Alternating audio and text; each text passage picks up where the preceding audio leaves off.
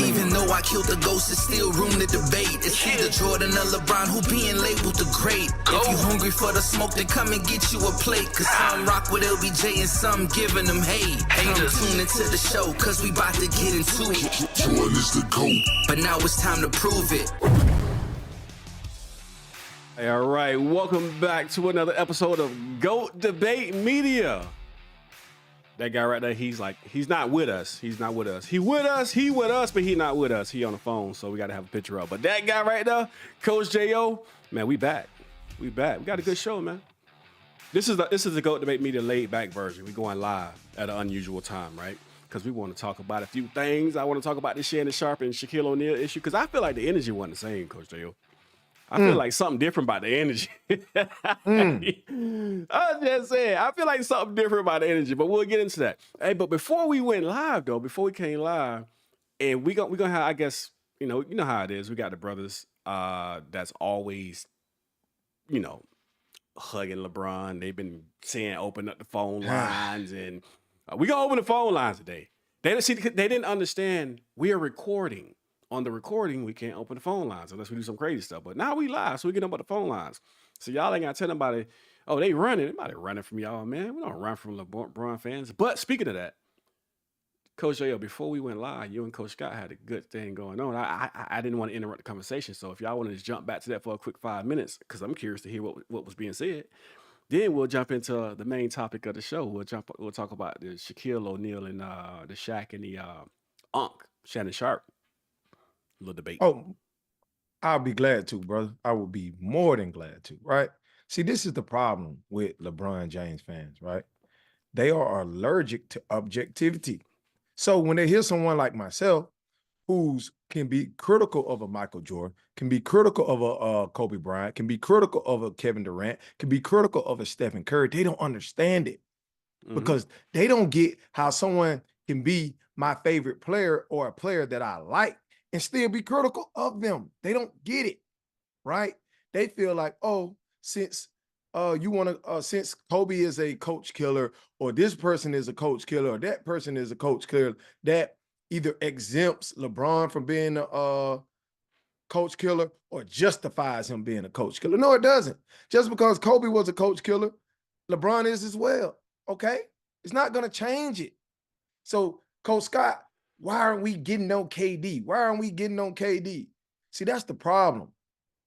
When it's time to talk about the GOAT, Coach Scott, you said Kevin Durant does not belong in that conversation whatsoever. So why do you want me to hold Kevin Durant to the same standards I hold LeBron James to, or hold LeBron James to? I'm not doing it. I said that too. I'm not doing it. KD belongs in that conversation, but Coach Scott, if you said, wait, did he say he was or he wasn't? Coach Scott. He said he wasn't. Nowhere near. Coach Scott, that's a good question. If KD's not in the conversation, then why is he being held to the same standards? That's a good question. What's your answer? Because he's a basketball player. And like I've always said, and like I continue to say, it's not about not holding LeBron James to the same standard. He's going to be held to the same standard. He has been held to the same standard. I scrutinize LeBron James just like I scrutinize any other player. But it's got to be fair across the board. Just because you're the greatest, or just because you're looked at in a sport as one of the best to do it, that don't mean you're not supposed to get calls. That don't mean you're supposed to play with a hand behind your back. You're supposed to play with a disadvantage. This man has been scrutinized since he was 15 years old.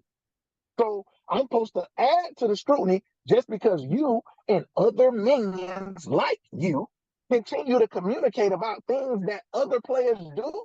You have zilch, nothing to say about until people like myself that go and do the research, that bring that research to the forefront. And now that research you can Google is, I'm capping for LeBron. No, those are the facts. So let me ask you a question before we jump on to the main subject of the day. If let's use Jordan, for example. If Jordan did not lead let's say Tony Kukoc did not lead the team the same way Michael Jordan led the team, would you hold Tony Kukoc to the same level of scrutiny that you would Michael Jordan? No, because I held Scottie Pippen to that same scrutiny. I didn't So hold you Tony held Kukoc to that. so you held Scottie When Pippen to that same scrutiny.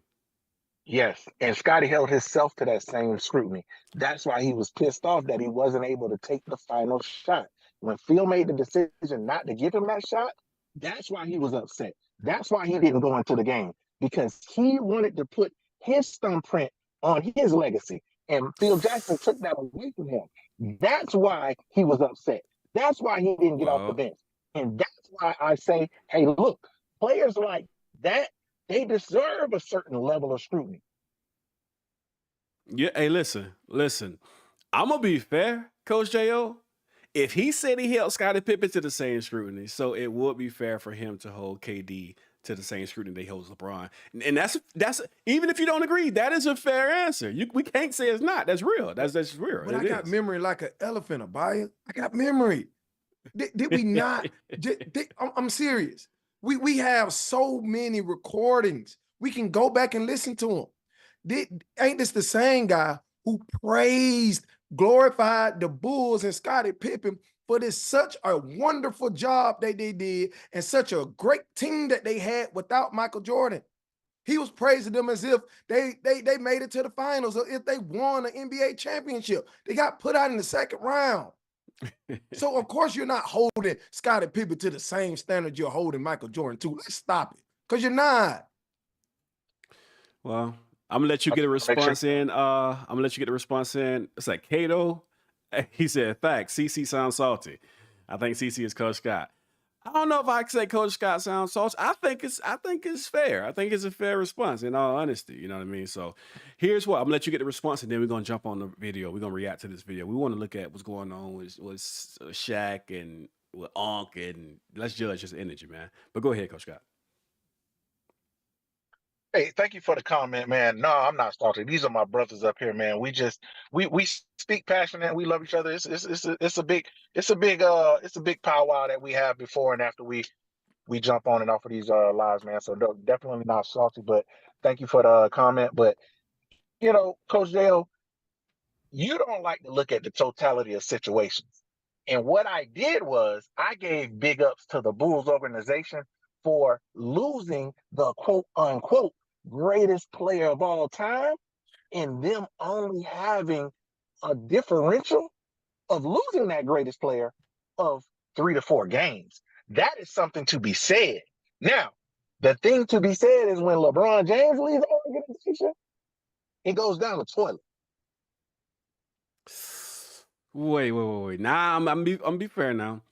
Again, like for example, when LeBron James left the Cavs, we got to remember a lot of people like to paint this picture that LeBron James was the only All-Star on that team. Agaskis, and there was a couple more All-Stars. There was actually 3.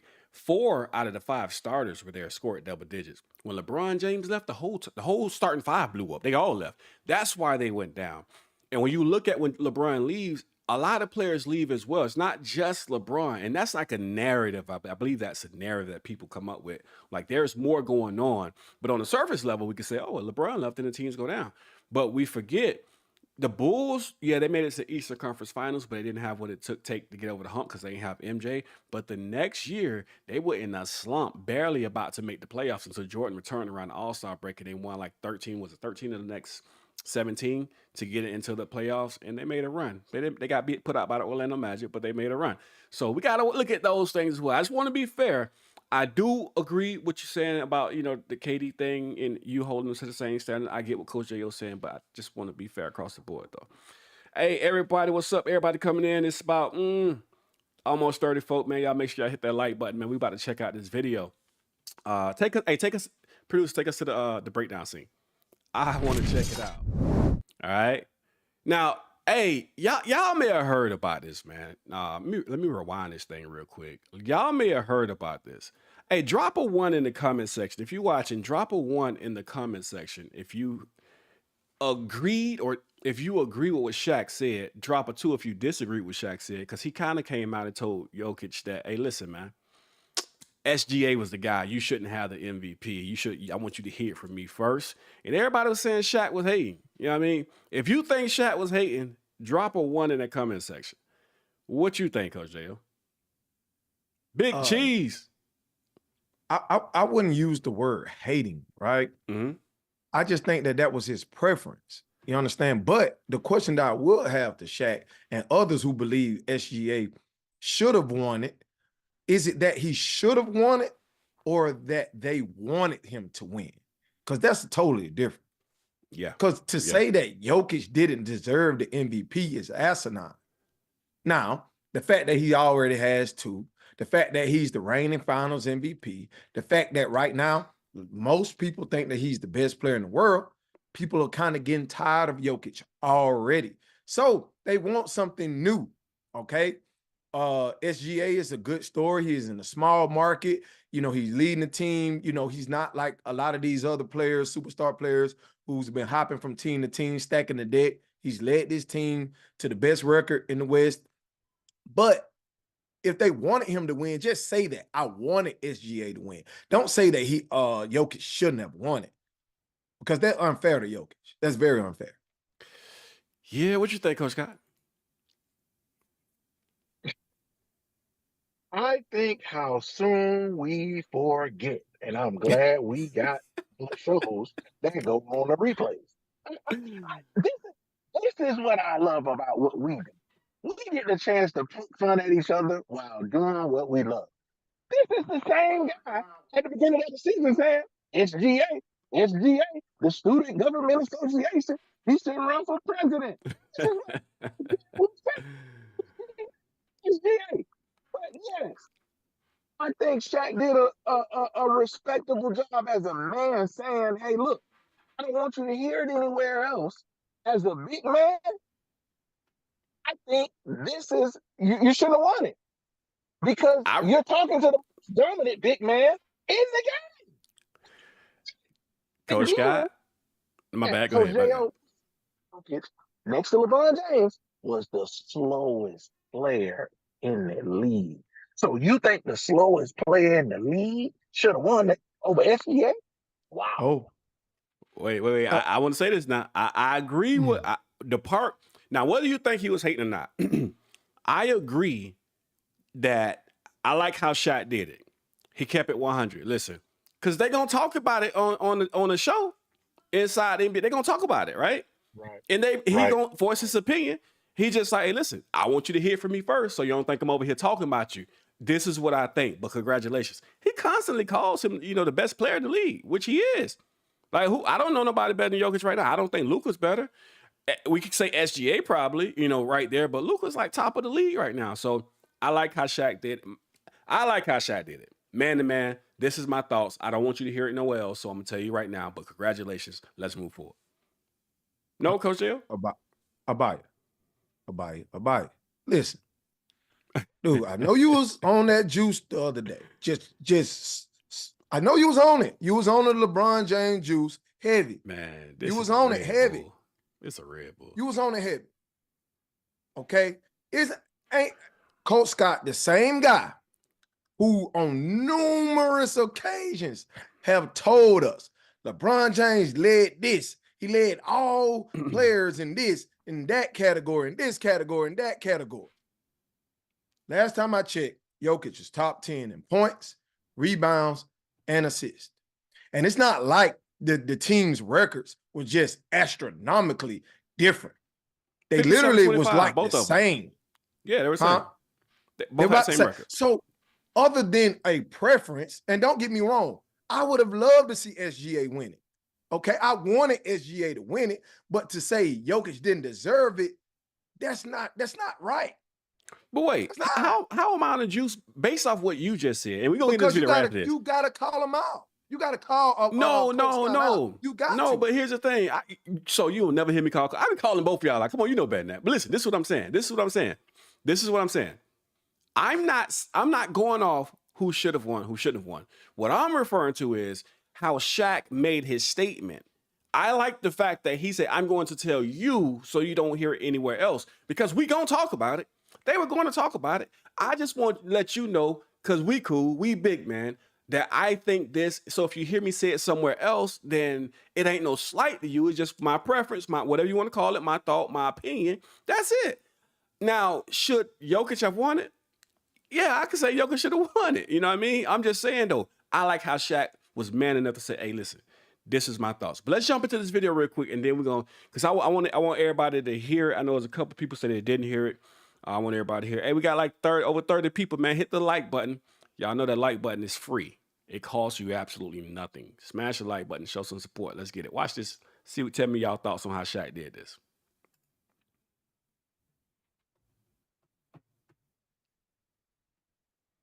Wait, hold on. Open up the browser for me so I can make sure that they can hear it. Let's get the browser. Let's get the audio on. Wait a minute. Wow. Is it not coming on? Can y'all hear it? Yes, we can hear it. Nah, I'm talking about the crowd got to hear it. They can hear it. The browser's not popping open.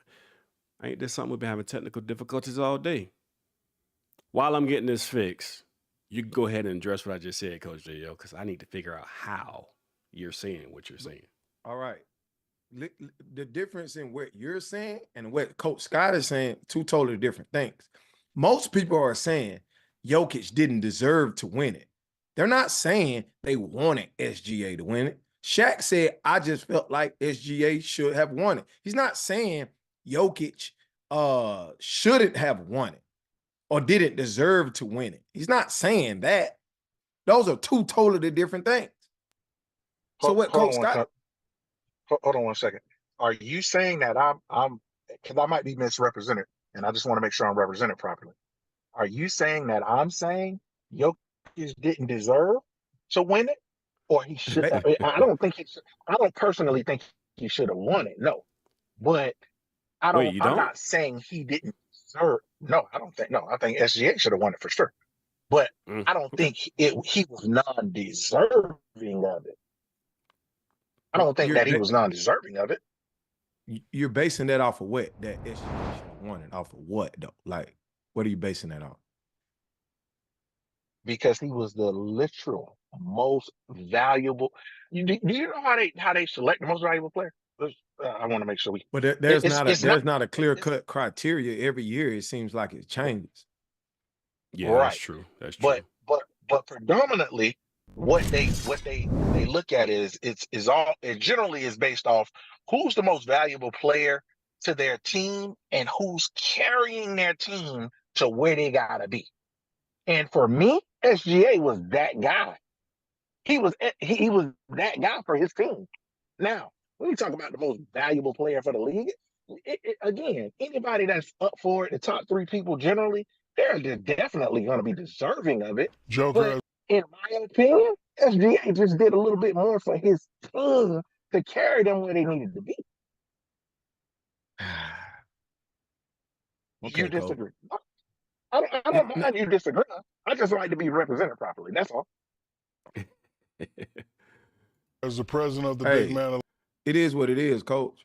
But the way your tone, okay, and the way that it sounds is that Jokic didn't deserve to win. Okay. Anybody that's watching basketball, like outside of, all right, Giannis didn't play in the playoffs. Cool. All right, Steph didn't play in the playoffs. Cool. But let's just keep it real. Joker, before this little run that Ant had going on, like no one could rival Jokic. In no way, shape, form, or fashion would anybody say anybody that was playing in the playoffs or even close to Jokic or even the same stratosphere as Jokic. So why wasn't he unanimous? Why was he unanimous MVP? Because generally when it's nobody, I explained that earlier. You're generally you're unanimous MVP. I explained that earlier. He just won the Finals MVP. All right, he just won the championship. He got two previous, and some people feel like he shouldn't have had those two. They feel like those two were premature. At least one. Okay, so it's almost like people are tired of Jokic already, and it's only been like a 4-year run. Why are people tired of Jokic though? That's crazy. That might be fair. That might be a fair assessment because I've seen it happen to another player who didn't win the Defensive Player of the Year. He should have won it. But hold on.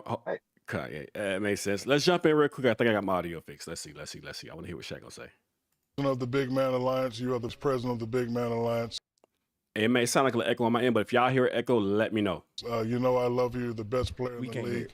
I want to congratulate you, but I want you to hear from me first. I thought the SGA should have been the MVP. That's no disrespect to you, but congratulations. And what do you guys have to do to get back on track versus Minnesota? Thank you, Shaq. We don't judge people here, so that's fine. It's your opinion. We can't hear it. No, I can't hear it. Hey, all good.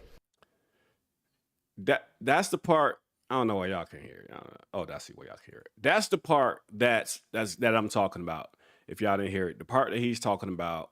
Listen, let me tell you first. I think SGA should have won it. Everybody on Shaq, and I went on Shaq's timeline. It was a bunch of people on Shaq's timeline. I'm like, oh, Shaq, you rude, and that was an off the wall statement and all type on his Twitter. I'm like, I don't think so. I just don't think so. I don't know if Jokic took it like that or he played it off. Maybe he felt that way. Maybe he didn't. But to me, it don't come across that he did. Do you think so? I don't think he took it as disrespect. I don't know whether y'all heard some of his comments, but he was like, he wished it was last year where he didn't win it and they just won the championship.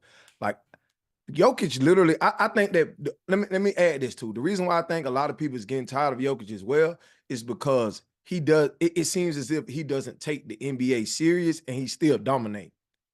Like it's not like he's into all of the all-star things, the MVPs, the accolades, and being the face, and he still dominate. And but see, that was Shaq's problem too, though. That was Shaq was. Shaq wasn't working out like he should. Why? Because who was stopping Shaq? It's hard to get up and go work, have a Kobe Bryant, Michael Jordan work ethic when nobody's messing with you. Like, ain't nobody on my level. What? And that's what Shannon Sharpe said that we're going to get in here into it in a second, and why Shaq fired back the way he did, things of nature. But let me keep playing. Let me keep it rolling. Let me back it up a little bit. To hear from me first. I thought the SGA should have been the MVP. That's no disrespect to you, but congratulations. And what do you guys have to do to get back on track versus Minnesota? Thank you, Shaq. We don't judge people here, so that's fine. It's your opinion. I'm joking. No, hey, all good. I love you. I love your brothers. One thing we always going to do is keep it real with each other. Congratulations. I love you. No, for real. I think there is a lot of players that deserve it. It's probably details and kind of small things. But yes, we have a tough stretch. We lost 2 games at home against Minnesota. Tomorrow we're going to Minnesota to. Hey, so my thing is, he said it out of his own mouth. There's a lot of players that would deserve it, man. You had there's a good number of good candidates for MVP this year. It was definitely a good number of candidates. I agree. It's just it's today's world. It's the only place it's illegal to be real and to be honest and be upfront, man to man. You can't do that no more. You can't, as we were talking on the other show, right? By saying, I know it's bringing LeBron up. I'm just trying to use him as an example. But by saying LeBron is number 2, which is an awesome, statement, and most people don't feel he's number 2. But if you do say he's number 2, this is the only place where it's illegal to say somebody is not the best. It's like you can't be honest. If you honest, like remember that was like a few shows back when we were talking about LeBron, and all we was doing was talking about basketball. Coach Scott, you remember this? We got comments about you hating on the black community. Y'all don't support your own people. I'm like, how are we talking about basketball? How do we get to the point where we talking about the black community? What about when we talked about Jokic? He's white. Are we hating on the white community? No, we just talking basketball. This is the only time in history. Let me not say it's the only time in history you can't be honest. This is the only time in history you can't really be honest about certain people. You know what I mean? LeBron being primary. Am I wrong? I'm gonna let you deal with that, Coach Scott. I want to hear from you.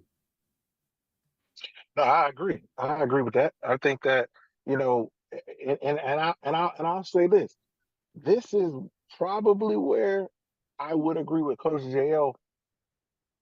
A lot of LeBron fans make it more cumbersome to be a subjective or objective fan, because it's like you take away another person's ability to just speak their general opinion. Hey man, it's okay to be on the Mount Rushmore of basketball means that you're head and shoulders above thousands of people who've played the game. But when you start, really looking at the top 1, 2, 3 people, yeah, you'll jigger them around and rejigger them around, but it's all in fun. But at the end of the day, man, it's like, I think that people should have the ability to communicate their feelings. But if you're going to communicate your feelings, you shouldn't have to tear another player down. You shouldn't have to destroy another player's career to say why another player is your GOAT or why you feel another player is just better. But that's where I would say, Coach, I would agree with you, and I would agree with Abayi on that. But to that point though, that's what a lot of LeBron fans do. In order to make LeBron the GOAT, they pull everybody else down. Now it started with Jordan is overrated, right? Then with Jordan has no left hand, and we all knew that was cap. Then it went to Larry Bird wasn't good. Magic Johnson wasn't good. Clyde Drexler was trash.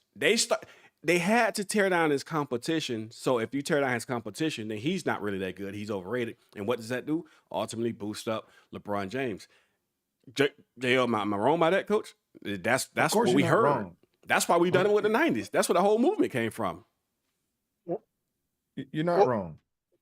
Abayi cutting out a little bit. I don't know why, but in defense of that. Oh, there you go. It's just all right. It might be my signal. Still driving. Yeah. I'm sorry about that. You good?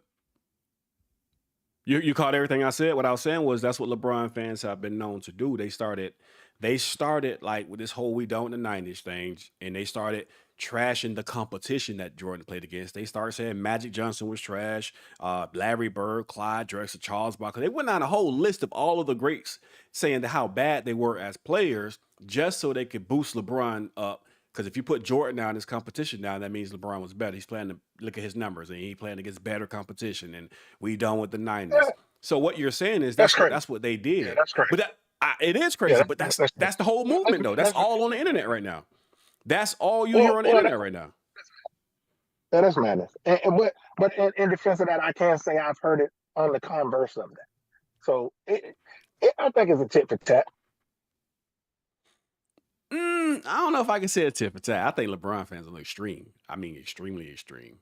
Very extreme. You don't think so? You laughing? I think they extreme, Coach J.O. Yeah, hey, I'm just saying. Think about this though, Abayi, right? Let's just say we're done with the 90s or Magic was trash, Drexler was trash, so on and so forth. You got LeBron James fans who feel like, okay, Michael Jordan fans do the same thing. They talk about this era is weak and this, that.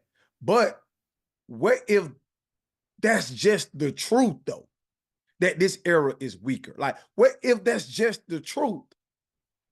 And I understand we can never know. That's just people's opinions. But it's certain things we can see, you all. But that's opinions of the players, too.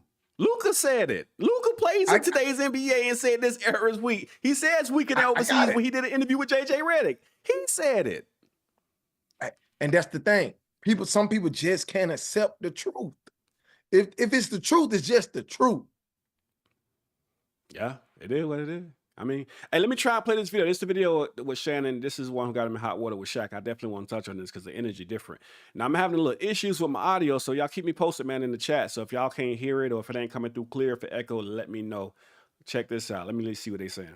I'm going to keep my eye on the chat, so if y'all ain't hearing it. Because he's a center, though, obviously, when we talk about the GOAT conversation. Nikola Jokic is a center. Kareem is a center. But, okay.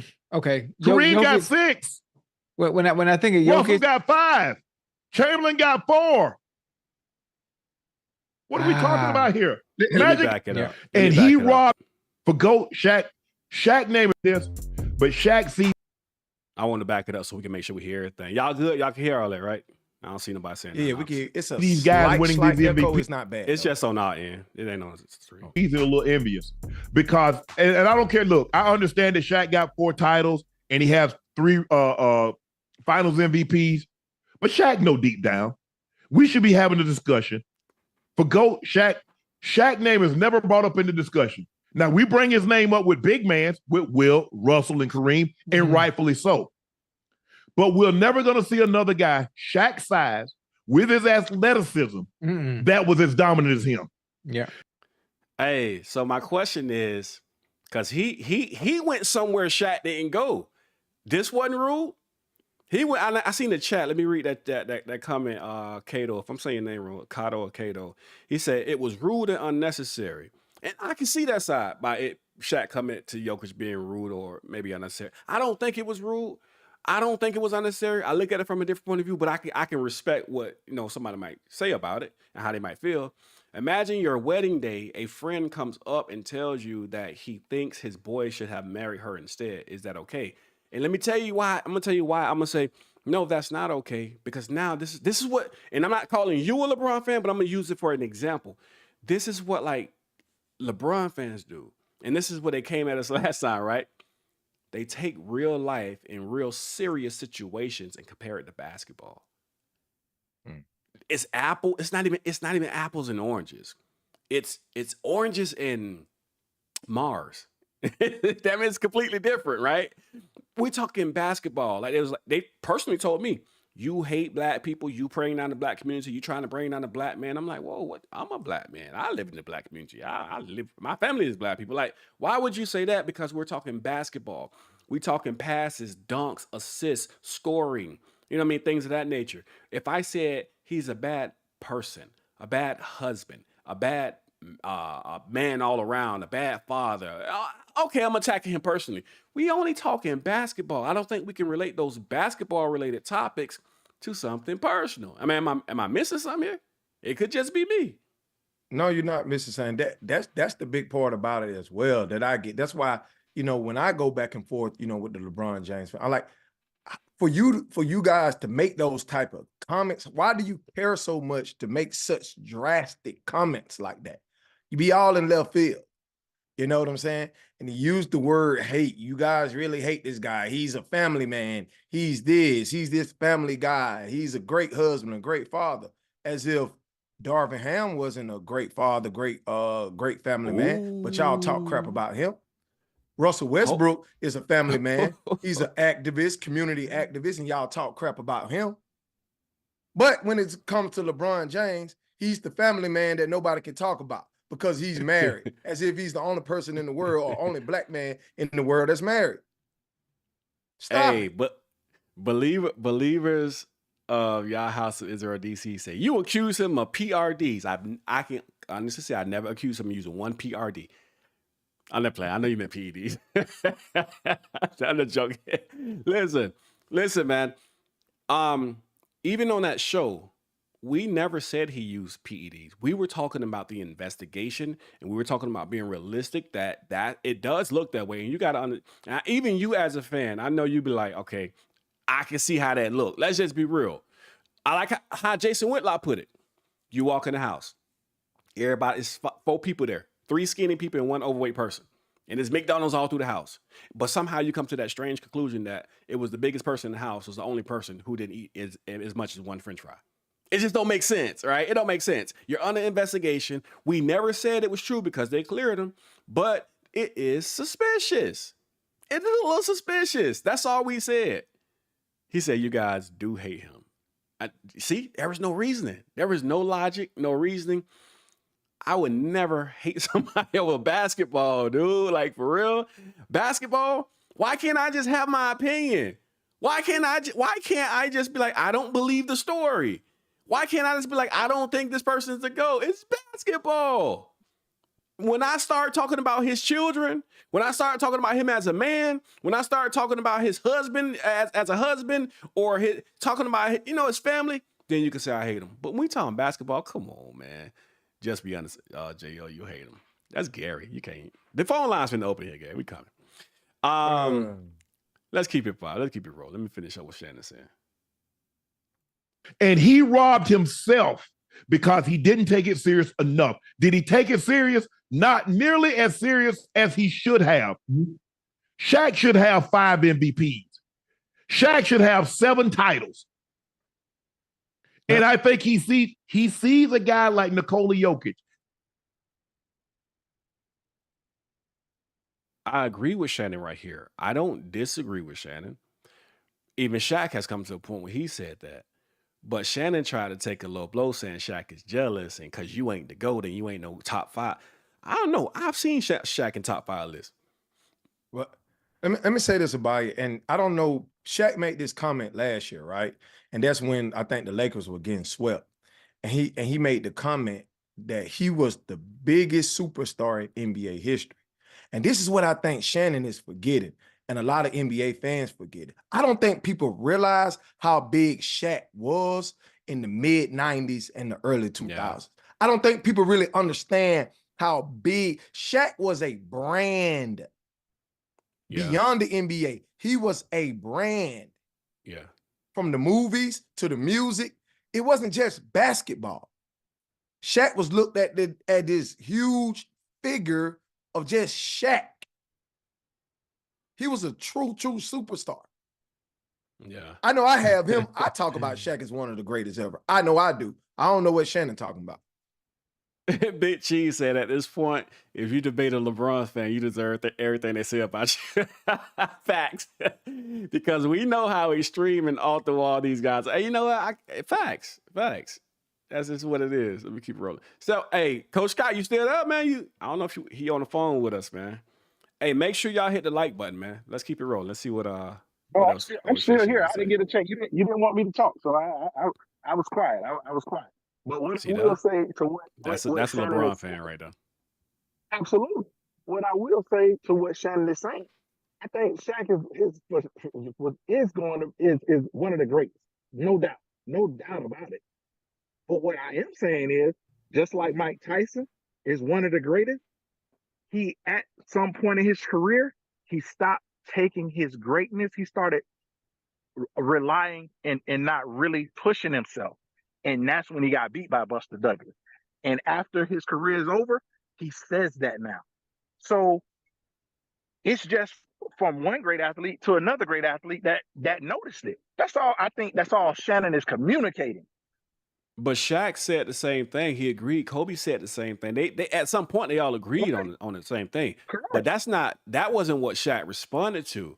It was how Shannon jumped out and started saying you're jealous and you jealous of Jokic and this and that. And that's envious. what Shaq took offense. Like you envious and all the rest of this BS. And I think that was a personal shot, and that's wrong. Hey man, you never heard LeBron fans say they were wrong. Yeah, we can hear you, man. We just got shocked that you said you're wrong. You know, LeBron fans don't typically say I'm messing with you. I'm messing with you. Oh, man, I got to go. This joke is I'll just mess with you, man. That's not as dominant as him and gets 3 and 4 years. Yeah. And people are talking about him. And they talk about him dominant big man. But see, when you historically great, they talk about you as great basketball player, the GOAT. And Shaq is never brought up. When they say Tom Brady, even though he plays quarterback, they say Tom Brady is the greatest football. Hey, they talking about Jokic the GOAT? Jokic the GOAT? I've heard some go off the wall. Hey, listen, if you ask me, Jokic is the best player in the NBA today. And SGA is right there. And then I know Luka balling, but I don't put Luka on the same level as Jokic. I just don't. I don't put Luka on the same level as Jokic. But I put Jokic at the best player in the NBA because of the way he plays basketball, team ball, and how he operates. And like you say, Coach J, he can do everything that a team needs and don't have to have the ball in his hands. So I think Jokic plays very smart. I wouldn't say Jokic is the GOAT, though. I'm not gonna say he's the GOAT. This is the part I think Shannon is forgetting as well. And true enough, you know I'm a Kobe guy. Kobe's my favorite player ever. And I don't believe that this whole Shaq carried Kobe thing, I don't. But for a player in the modern era of basketball to win 3 finals MVPs in a row, to say that player isn't mentioned among the greats or the all-time greatest, I think Shannon is talking about LeBron James fans because that's all he's into. They don't mention him as that. Not that he's not, because I think if you talk to another fan base or group of people, they're going to say that. Now, would some people say Shaq underachieved? Sure. Sure, yeah, definitely underachieved. He would say that. I mean, Shaq, because think about this, right? Think about this. Did Shaq work as hard as he should have worked? No, he'll admit that. Did Shaq, not work out and probably got a little overweight here and there? He'll admit that. But even in his lack of work ethic, if you want to call it that, this man still dominated during his time in a way that we've never seen before. His whole mindset is work out for what? Who gonna stop me? Matter of fact, I mean, like, y'all don't want me to work out. Hey, if I was in the league, I would have been, yeah, Shaq, let's go to McDonald's. I don't want you to work out. You killing us right now. Imagine if he had a Jordan or Michael or Kobe work ethic. Man, listen, Shaq is the most dominant player in history. He's the most dominant player to never have to work out. It's just what it is, man. That man, it was crazy. Hey, listen, chat real quick. Let me introduce y'all to the super LeBron fan. He's crazy. He's gonna be on the phone here in a second too. We finna open the phone lines, man. Say something good about LeBron. You and J.O. prove us wrong. This dude is, oh my God. I no matter how many times I said it, LeBron James, I believe, is one of the greatest players of all time. Just because I won't say he the GOAT, all of a sudden I hate him. Just because I say he's not as good as Michael Jordan. And listen now. But I don't even like Michael Jordan off the court. I don't know how many times I gotta say that. I am not a fan personally of this dude off the court, but I'm not stupid. I looked at him. I watched him play. I know a lot of the viewers, they think, we like, I guess 25. I don't know how, because I don't look nothing to it like 25. I see every bit of 44 when I look in the mirror. I watched Michael Jordan play, you know what I mean? And I seen this man play. I've seen LeBron James his entire career. I actually think my most favorite years of LeBron James was his first Cleveland stint. He did some miraculous stuff down in Miami, don't get me wrong. But I think he was better in Cleveland the first time. Because when you went over there, that's when you start really breaking down. That's when it really started becoming evident. You know what I mean? Look at him, because you love MJ. Man, dude, shut up. Let me keep playing. Let's keep the video, man. Ball player. Mm-hmm. Ocho, you and I debate. We say Jerry. We say Lawrence Taylor or whomever. Mm-hmm. But right. Tom Brady, although he played quarterback, Shaq is never brought up in those discussions when it comes to GOATs. He's never in front of Magic. He's never in front of LeBron. He's never in front of Jordan. He's never in front of Kareem. He's never really in front of Russell. When we talk about GOATs, those. But nobody's in front of Jordan. And the only people who put LeBron in for it from the Jordan is people like the guy in the chat. Nobody else even Coach Scott don't even put LeBron in front of Jordan. Am I wrong by that, Coach Scott? It just depends on what day it is, Abaya. No, I don't. I put him as 1A, 1B, and I stay with that. I mean, it's consistently consistent with me on. I mean, that's what it is. I mean, I can respect that. I don't put him 1B, but I can respect that. I mean, that's fair. Even Coach Scott, and he's a LeBron guy. He don't put. Only people who do that is like the guys in the chat. That's it. Now the thing is this. Shannon Sharpe got all his energy. Now I want y'all to stay tuned and watch how the energy change when Shaq starts chin checking and bouncing back. Watch his whole energy change. Cause y'all remember, right? Y'all remember when Omar Epps said something to Shannon Sharpe? Mike Epps. Said? Mike Epps. I said Omar Epps. My bad. Mike. I wonder why. Mike Epps said something to what he said. I want to see what my hands about. I want to see if you bought that life and all the rest of that stuff, right? Let's see if he keep that same energy. This is what I want to see. Mount Rushmore. And I think a part of him is envious of that. Oh, but he doesn't have anybody to blame but himself. But do you think it's because he's a center, though? Obviously, when we talk about the GOAT conversation, Nikola Jokic is a center. So mind you now, Gilbert Arenas and Ocho, they finna start making some really good points. Watch how Shannon just keeps shooting the points down, though. They making some real good points. Kareem is a center. But okay. Kareem got 6. When I think of Jokic, Russell got 5. Chamberlain got 4. Hey, Phil Cosby, I agree. Bird do need to be in the conversation, man.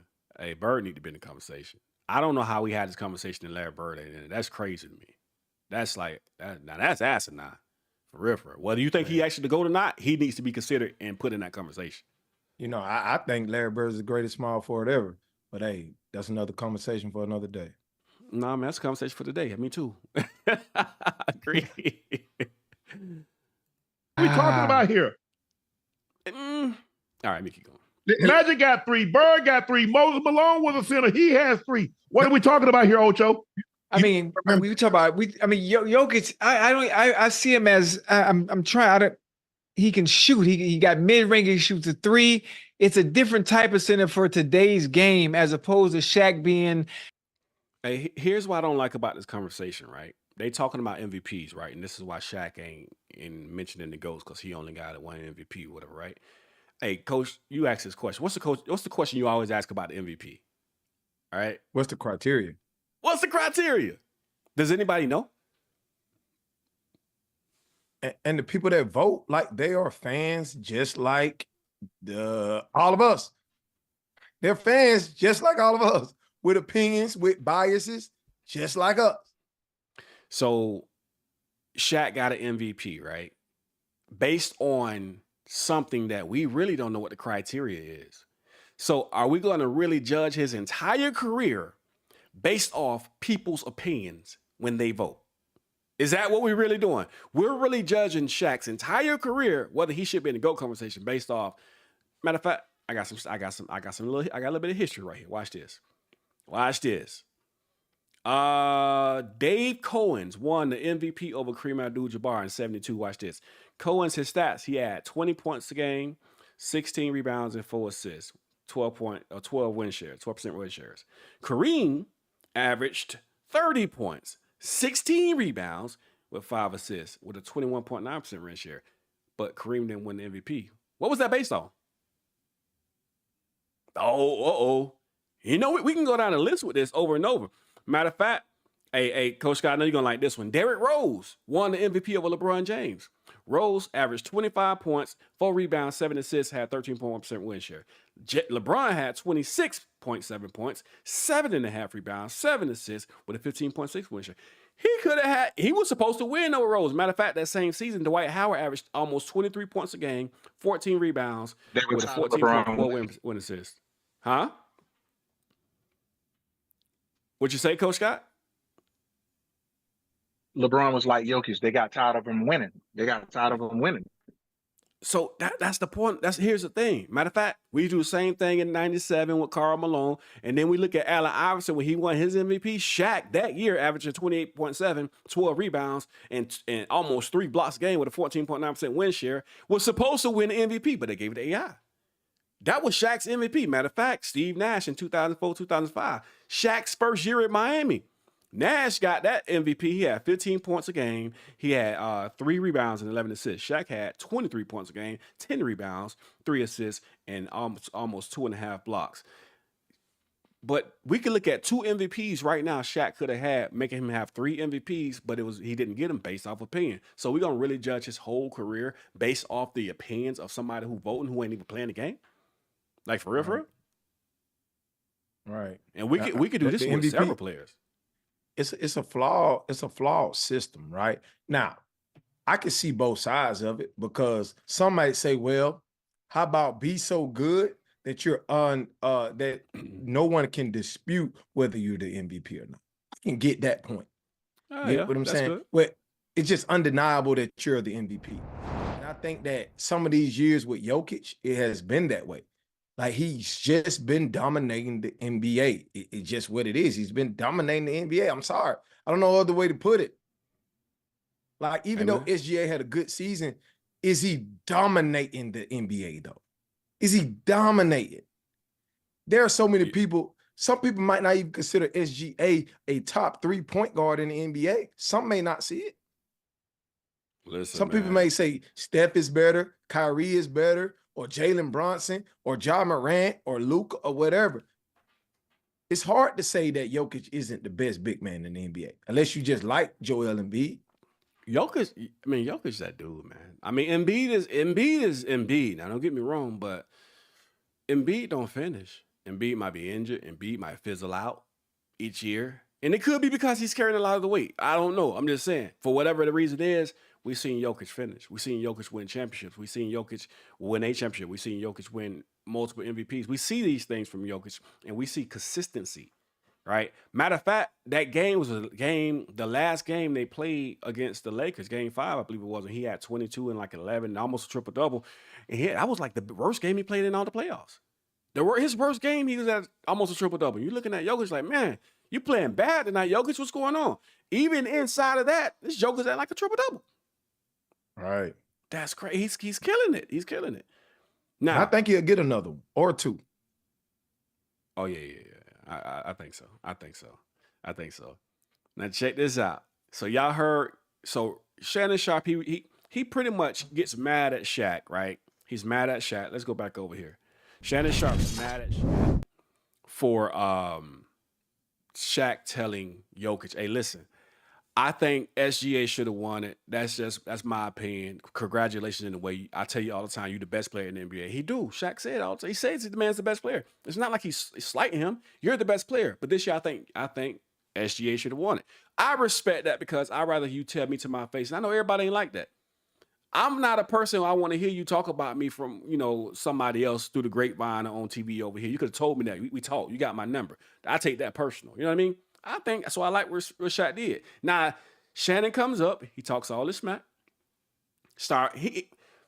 He starts low to me. I could be wrong by this, but the way it came off, and I'm pretty sure it came off Shaq the same way because he responded. He starts low key taking swipes at Shaq. All right. And so, by the things he was saying. So Shaq responded. You remember that? You remember what he said, Jill? You read it? Yeah, I remember a lot that he said.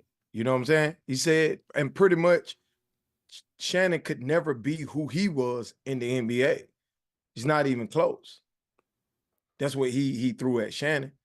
You know what I'm saying? He talked about the money that he's had, the success that he's had. And he also stated, I know how you got the position that you got, brother. I want to whatever know that what means. Talking about right there. I want to know what that means because that's not the first time somebody has said that to Shannon live. Well, the first time was on Undisputed.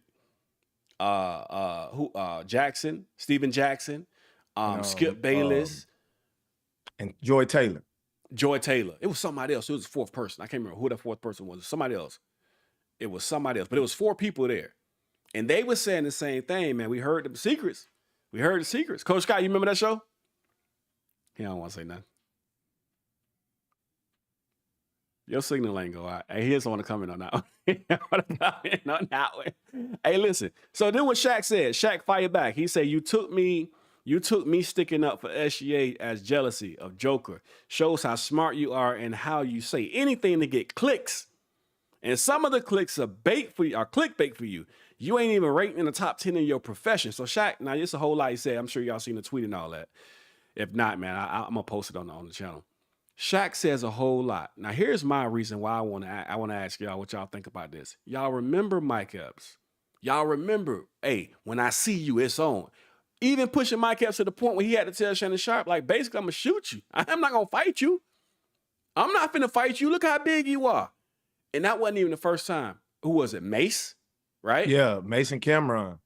Mace, them. And listen, but if you look at everybody who Shannon Sharpe had these spats with, what's the common denominator? What, Shannon? Nah, man, they were little. he was ready to fight. He physically ready to fight these little dudes, right? All these are little dudes when you stop and look at who they were. But when Shaq fired back, let's look at his response. This thing looked real humble to me. Ocho, this is something I want to address. Just brought to my attention. Is that Ocho? Everyone's family. Okay, Shaq. About the comments that I said last night. Shaq said, "You took me sticking up for Shay as jealousy of Joker shows how smart you are and how you say anything to get clicks." That's not what I did, but anyway. So here's the clickbait for you. If I ain't ranked in the top 10 in your profession, then you can't speak. Don't forget, I know what you did to get where you're at. Me jealous sounds like you jealous. I know you're trying to stay relevant by gossiping on your podcast. We don't believe you. You need more people in case you forgot. 4 rings, 3 finals MVPs, top 50, top 75. And to be quite frank, all this success you got still under me. You don't know my work ethic, but according, I work less, but not blah, blah, blah. But anyway, love you too. If you need help making money, it's better ways than gossiping. I'm too old for this ish. Love always. The most dominating big man ever. Never took it serious. Remember, I know you, and you know words of Skip better, so I'm better than you. Hashtag G14 classification. I have it, you don't, not in my profession. Hey, was Shaq wrong?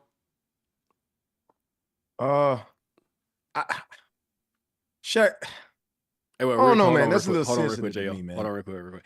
Hey, we gonna after we finish this clip here, we're gonna open up the phone lines and we're gonna do it right after this. So give us a few minutes, then we're gonna open them up. Shaq a little thin skin, man. Big as Shaq is, man, it's a little thin skin. I don't think I would have went this far, man, with the talking about the money. I got more money than you, and if you need help making money, and this, and that, and I think he could have kept it at. To me, friendly banter was, I'm top 10 in my sport and you're not.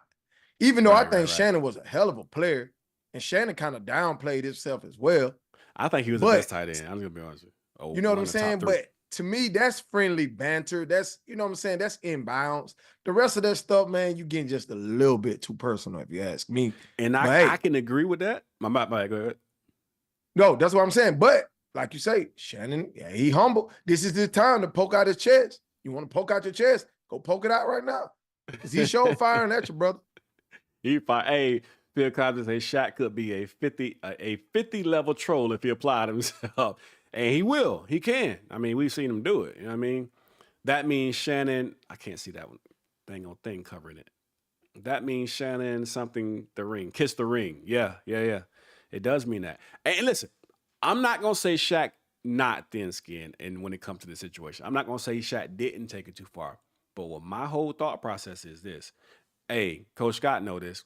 I love to let people know that you got to keep the same energy. Keep that same energy, right? Why don't we see the same energy that we seen towards Mike Epps? Why don't we see the same energy that we seen towards Mace or towards some other people that he just fired back in with? Sometimes he just go off. He go on Twitter. He say what he say. He do what he do. Sometimes he be ready to fight. Why we don't see that same energy? Oh, it definitely. Now I can understand the Mike Epps, him coming at Mike Epps, right? Because Mike Epps was implying that Shannon was gay, right? Now with the Mace thing, all Mason was talking about, dude, was do your bench presses and your pumps and whatever. He was really just joking, and Shannon went overboard with the tough guy stuff. Now Shaq is actually bringing it to you. He's being personal on purpose. He's disrespecting you on purpose. So it's your time to poke out your chest if you want to, if you really want smoke like that. But hey.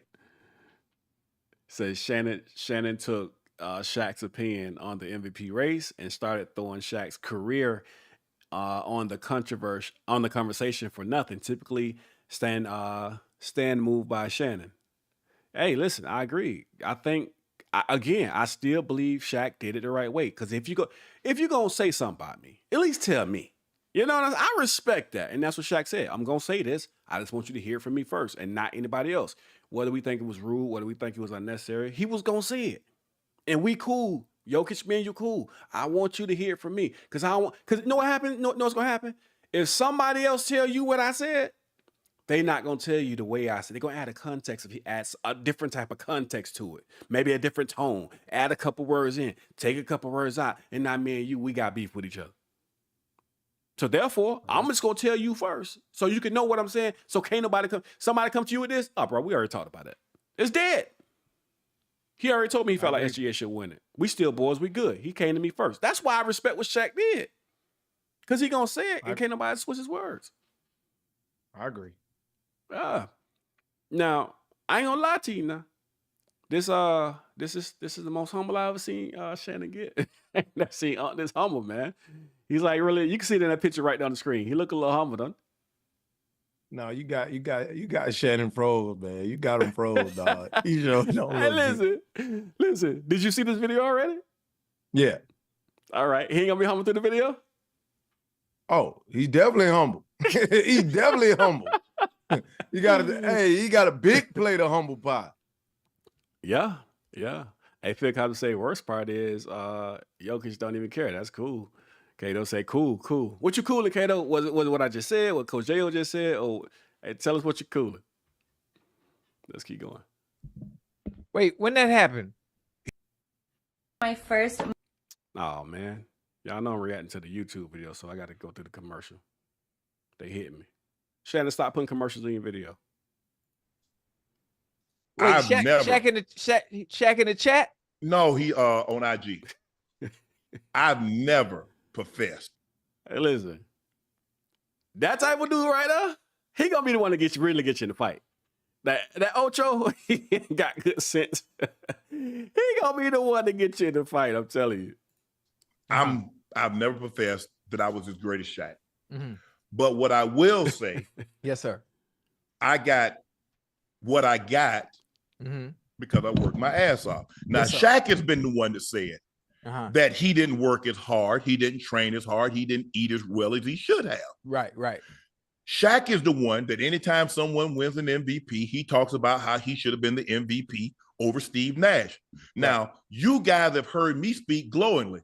I say Travis Kelce is better tight end than I was. So was Gronk. So was my guy. I don't think Travis Kelce is better than Shannon Sharpe. I don't think Travis Kelce is better than Shannon Sharpe.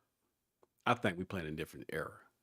I think we playing in the era, the two-hand touch era. No, other guys are though. I don't care. Like Rob Gronkowski, he definitely better than Shaq. Nah, I can't agree. Well, Rob, Gronkowski, I can say I would have to ponder back on that one. I would have to go back through highlight films, look at some games, and then make a decision. But I do put Shannon up there as a top 3. I do think he sells himself short. I'm gonna be real with you. He definitely is doing that now. He's selling himself short. Yeah. When controversy come your way, 9 times. Yeah, Gates was a 5 tight end. Say Shannon would rather fight the entire Grizzlies roster from the last. You know what I'm talking about? I forgot about the Grizzlies. I forgot about that. Maybe if Shaq would have said something about LeBron, that would have made Shannon poke his chest out. Maybe that would have made him poke his chest out. He would have turned green. Don't make me angry. You wouldn't like me when I'm angry. Hey, some of y'all don't know about that. Y'all want to know about that new Incredible Hulk. The old Incredible Hulk, you couldn't make him angry. Them eyes turn green and the skin turn green. That's what would happen, bro. If he probably would have said something about LeBron, then he probably would have gotten upset. You could talk about me, but you can't talk about LeBron. The Shannon has 2.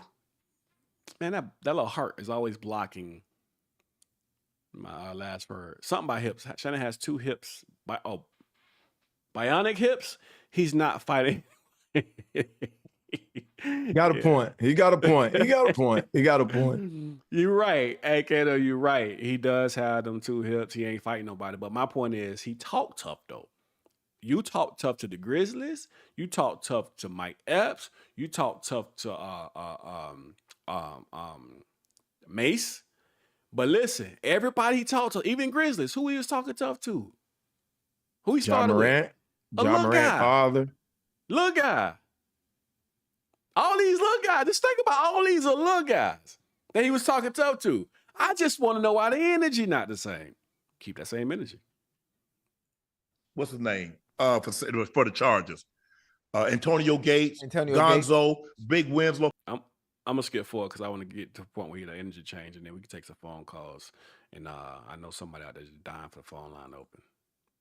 He just had a better division record. Oh, so you're talking about. So it's not like they were the number 1 seed and Joker was number 10. Right. Okay. Shaq, if you took what I said as a slight, okay, I can get it.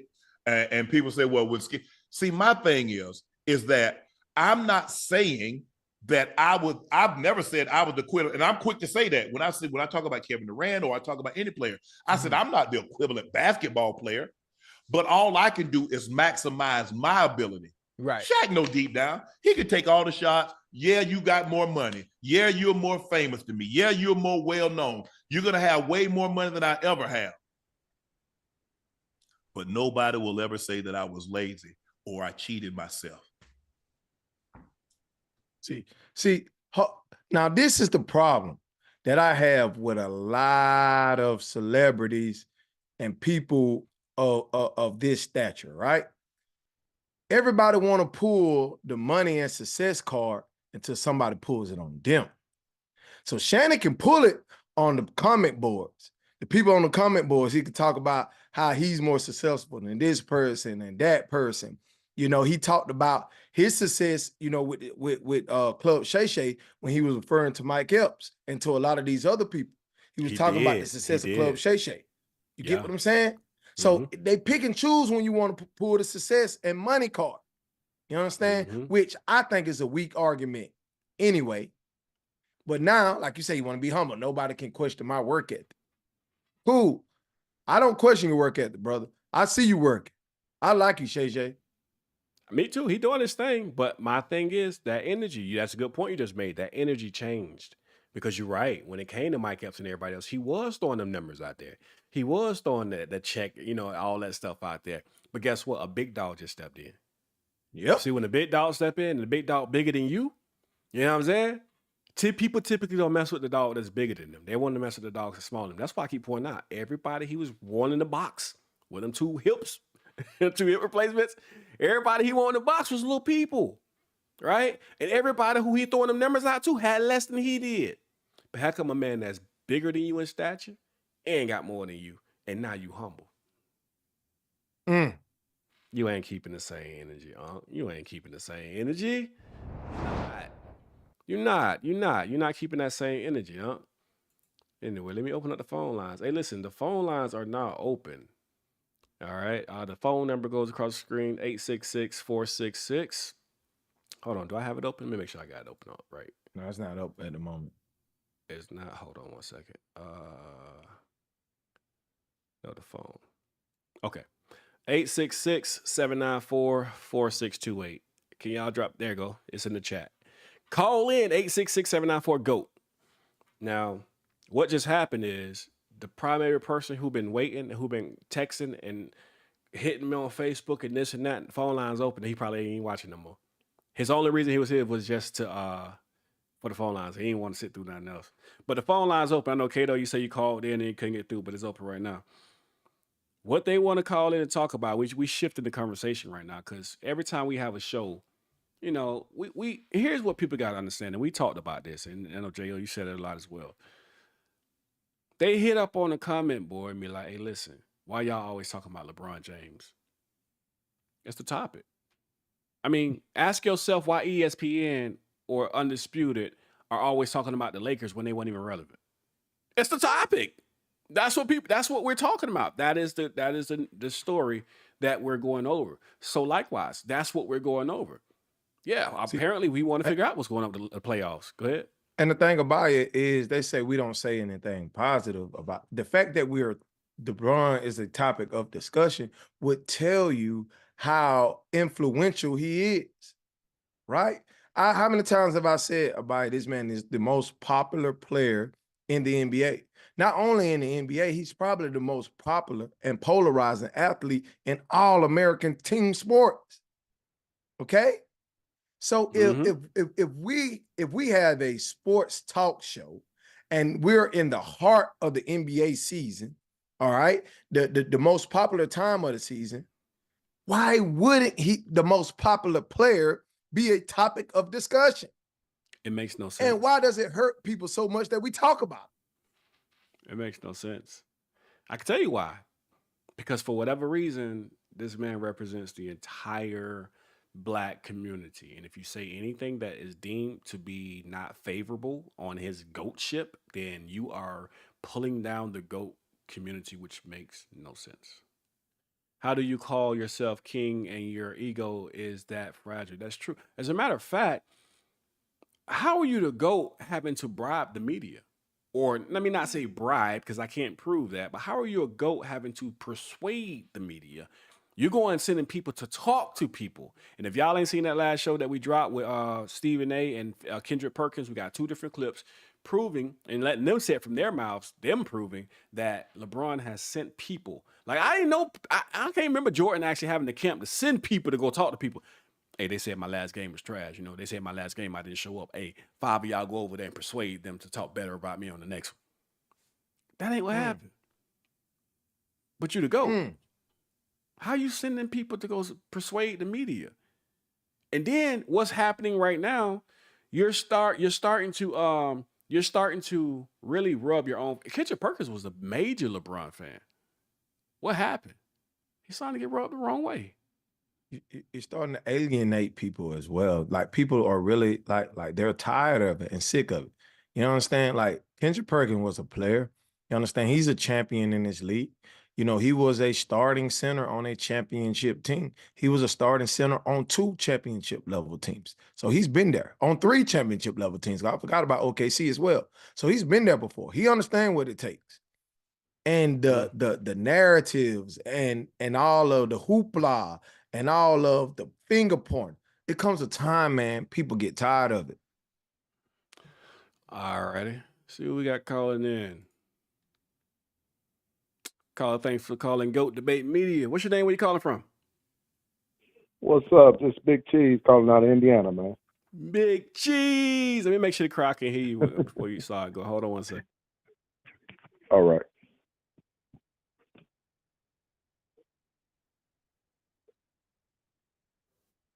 All right, we can hear. We can hear. What's going on, man? I'm just chilling, man. Y'all gonna let Coach Scott out the closet, man? Man, that's my dog, man. He don't win that. He ain't said nothing since. He said, man, because listen. In all fairness, you know, I say he was at work. He on his way home. He's like, I'm gonna jump on the phone. I was like, all right, come on, man. He seen what me and Coach J were talking about. I don't think he want to talk to us no more. You guys see me? I was in a bad area. Can you guys hear me now? Oh yeah, we can hear you now. You can hear him. You can hear him. There you go. You got them ropes off your arms and off your ankles and your wrists. Huh? Like there, right here. I gotta escape. Yeah, They had me in the closet, Big Cheese. They had me taking They don't want you to get LeBron his props, man. I don't get it. Man, we can't. They hate the black community. I was coming through a real bad area, so my service dropped for a little bit. Oh, okay. Yeah, Okay. Yeah, well, I had 2 quick things. With Shaq, as far as Shaq, you know, I ain't had no problem with what Shaq said, because how you gonna take what Shaq's opinion is on an MVP voting ballot and then throw Shaq's career in on it? That's what I'm saying. Shaq said something that was real smart, guys. He said on the show on TNT, he said, "What's the criteria?" He said, "Because if you giving it to Joker as the best player, then I should have got it more times than not." There you go. Because who was stopping Shaq? Yeah, like he was a dominant player. You couldn't stop him. Yeah, if you giving it to Joker because he didn't have a bet, and see Shaq Gilchrist, he had 50 games, I think, of 30-point games. And you can't just say he was stat pad because he got the best record in the NBA. Mm-hmm. Now, let me. So I see what Shaq was saying. You know, he's like, man, you know, if you gonna give it to Joker for being the best player, then hey, Mike should have got it 10 times. LeBron should have got it. KD, a whole lot of people should have got it. Kobe definitely too. So I understand it. And the way Shannon did that, like Shaq say, man, he did the little gossiping and threw Shaq's career in there and stuff. Man, Shaq did right by that dude, man. And you see, Shannon didn't have nothing to say about me. Catch Me Outside, did he? Nah, that wasn't coming out. Not this time. Not this time. Nah, ain't no Catch Me Outside. This nothing. And the last thing I want to say to the LeBron fans, man, listen, man, if you're gonna dethrone Michael Jordan, we're gonna put your career under the microscope, and we're gonna see what it looks like. Mm-hmm. And when we put Michael Jordan under the microscope, his career gets better. He becomes even better. Mm-hmm. But when I put LeBron in that microscope, man, I see some things, man. He's great, man. He top 10, man. In my book, he top 10. But, man, he ain't touching dude, man. See, you know, man, the way dude did it, man, and to retire and three-peat again, man. That's big. God, People, man, I don't think the generation now really Kato, option one. Option 2 is for my other podcast, Friday Night Accolades, that I typically do. What that ain't even active right now. I'll let y'all know what it is. Make sure y'all subscribe. But option 1. But I don't think this generation really understand how big 2 3-peats are. You know how going back to back is hard. Going 3 times in a row, then doing it again. Yeah. It's like kids with money, See, right? It's like if you got kids with money and you give them, now you could let's say you get your baby, like he 3 years old, you give him $5. He don't know the value of that $5. He probably drop it on the floor, spend the whole thing on the Snickers bar, whatever. He don't know the value. That's what I think. That's how this generation is. Yes. Until Big Cheese had to start working for it. Once Big Cheese got older, then I realized how much it meant. That money meant when my parents was giving it to me as a little kid. Right. So, right. But yeah, man, to look at Michael Jordan though, man, and just say, God, dog, and see what people are failing to understand. They so used to this new era where you can just join teammates from top 20 players. You get 2 or 3 top 20 players come together and play on the same team. They don't understand when they say that Michael Jordan played the Gary Payton Seattle Supersonics. What they don't understand is back then you had 1 superstar and 1 star. Right. Exactly. They used to look at what KD got. You got them 3 dudes on the same team. You got LeBron, D Wade, and Bosh coming together, all top 10 players. They so used to that, and they thinking, oh man, you're supposed to win championships. They don't realize how hard that was what Mike was doing. He ain't had no big 3. He ain't had no Hakeem Olajuwon and Charles Barkley on his team. He took. Imagine if he did. Look, man, Scottie Pippen was a draft pick, y'all. For y'all LeBron fans listening, he was not a Finals MVP like D Wade. He was not a top 10 player like Bosh, ranked the number 1 power forward in the league when he went to Miami. Hey, not only was he a draft pick. Not only was he a draft pick, he averaged 7.2 points per points coming out the bench initially. You know what I mean? So it wasn't like he came out, he was Scottie Pippen. Yeah. Scottie Pippen, see, they know what they know about Scottie Pippen is the champion Scottie Pippen, the highlight Scottie Pippen. They don't understand the growth process Scottie Pippen. They don't understand the practice. And I got to hold Jordan hold me, and I'm going to get better over time Scottie Pippen. They don't understand the Jordan out here getting 30, 40 points, and Scottie got 13 in the playoffs. Scottie Pippen. You know what I mean? They just see what he had. But, hey, Big Cheese, check this out. I'm sorry. Go ahead. Yeah. No, go ahead. When Scottie had that good season, when the Bulls had that good season when Mike retired, that's a tribute to Michael. You had 3 All-Stars on that Bulls team that season. Horace, Scottie, and B.J. Armstrong. All 3 of them made the All-Star team. Mm-hmm. The next year, Horace wasn't on the team and B.J. wasn't on the team. Look what Scottie did. He was begging Mike to come back. They about to miss the playoffs. Facts. But see, for Scottie to be who he is, that makes Michael that much greater because Scottie was a draft pick. LeBron fans, y'all need to understand that. He was a draft pick. He wasn't ready-made. Who's Mr. PER? AD is Mr. PER. That's how great he is. That's who LeBron got on his team already. LeBron didn't build him up. That dude, they just lost to Denver Nuggets, man. AD averaged 26 points and 15 rebounds. Do you know what Michael Jordan would do with that? That's crazy. Let me ask you a question. Cook, Big G. You ain't Coach Cook, Big G. He cooking, and he cooking. I'm actually you ain't Coach J a question. Check this out, right? He cooking, but ain't nobody eating. Come on now. Cook, Big G. He cooking, but ain't nobody eating, baby. Come on. Hey, let me ask y'all a question. I want to ask y'all a question while Big Cheese on the phone, right? So the narrative is that LeBron James makes players better. Tell me if I'm wrong by this, because I really want y'all opinion. Does LeBron James really make players better, or those players are already good, and if they don't play well, he just trades them for players who will? Like who? Yeah. To me, I've seen players get worse playing with LeBron. Yeah. No. I've seen players get worse. This is why he has to have superstars. He can't just have a regular star. He got to have a man with the best handles ever who averaged 28 points a game in the finals on his 30. team. Because almost 30. They gotta be so great that they go from being great to really good. Because you can't be great on the team with LeBron because he gonna take your game away because he got to get his numbers. So you got to have AD who is Mr. PER. People don't understand what Mr. PER means. That means that means you do everything great. Yeah. And if you look at AD, he does everything great. AD has to dumb his game down Listen. He has to dumb his game down, just like Wade had Big to. Cheese. Just like Bosh, they turned him into a 3-point shooter. But you got LeBron need players so great that they go from being Superman to being Batman. Big Cheese, listen to me. He can't take Batman. He can't win with Batmans. See, he can't win with a Scottie Pippen. Can you hear me? He need a he. I'm sorry. Go ahead. Oh, okay, my bad. I think I had to mute. Hey, listen. Well, damn, I forgot what I was going to say now. I was going to ask you something. Yeah. Let me read this off. What's your thoughts about really quick? And I won't Coach Scott to weigh in on this because he don't escape the chains and the ropes that we put him in the closet. He out now.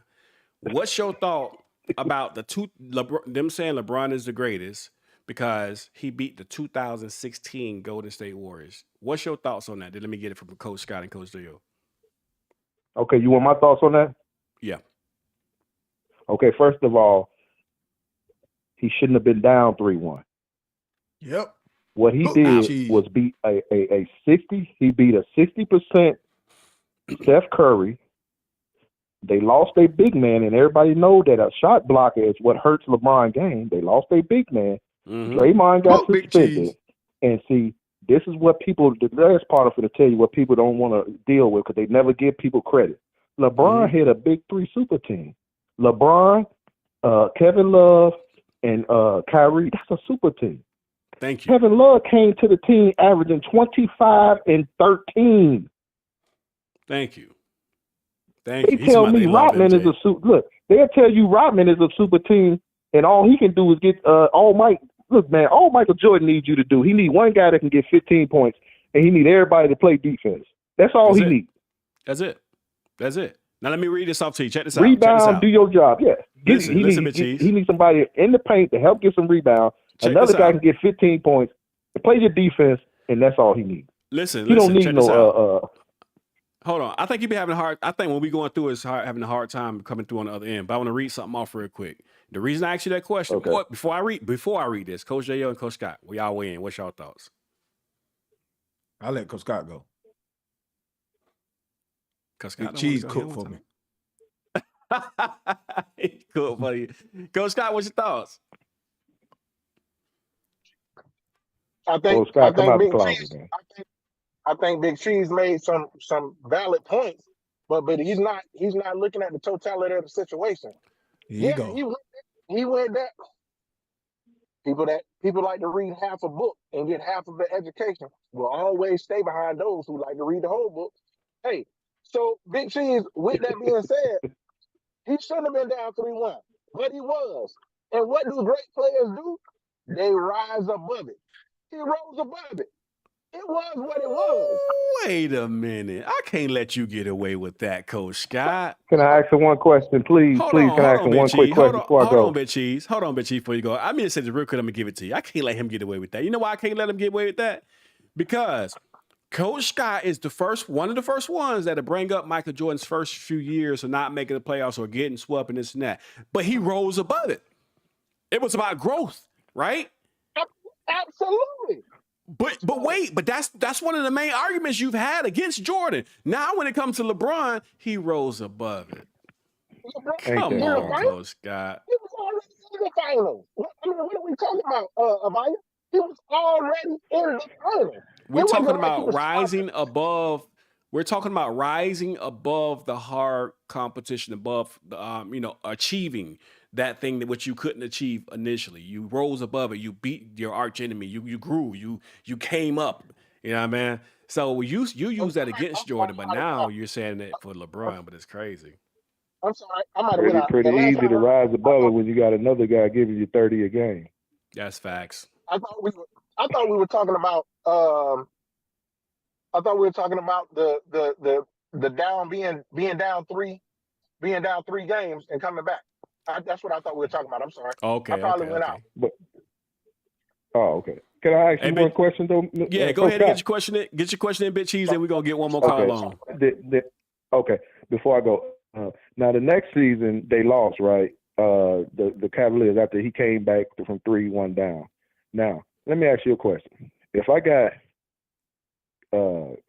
Steph Curry, Kevin Durant, and Thompson against Kyrie Irving, Kevin Love, and and LeBron James. Wouldn't you say that's pretty fair?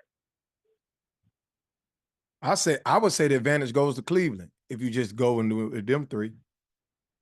If they never played a championship before, if they never had played a championship before, people don't understand. When LeBron went back to Cleveland and got Kevin Love and Kyrie was on the team, everybody had them as the favorite to win. Yep. Yep. I tell you, Facts. if you got LeBron, you got People Kyrie, forget those things, and you Big got Cheese. Kevin Love. Anytime you got And you LeBron got James, and you got KD and you got Curry win. and you got Thompson or Draymond, whichever one you pick. Tell me that ain't fair. Big Cheese, let me ask you a question. Any team LeBron James on is considered to be the favorite to win. Yes? And that's the problem. But that wasn't what I asked. Any team LeBron James Yeah, you're right, brother. You're right, Coach Scott. You know, I got nothing but respect for you.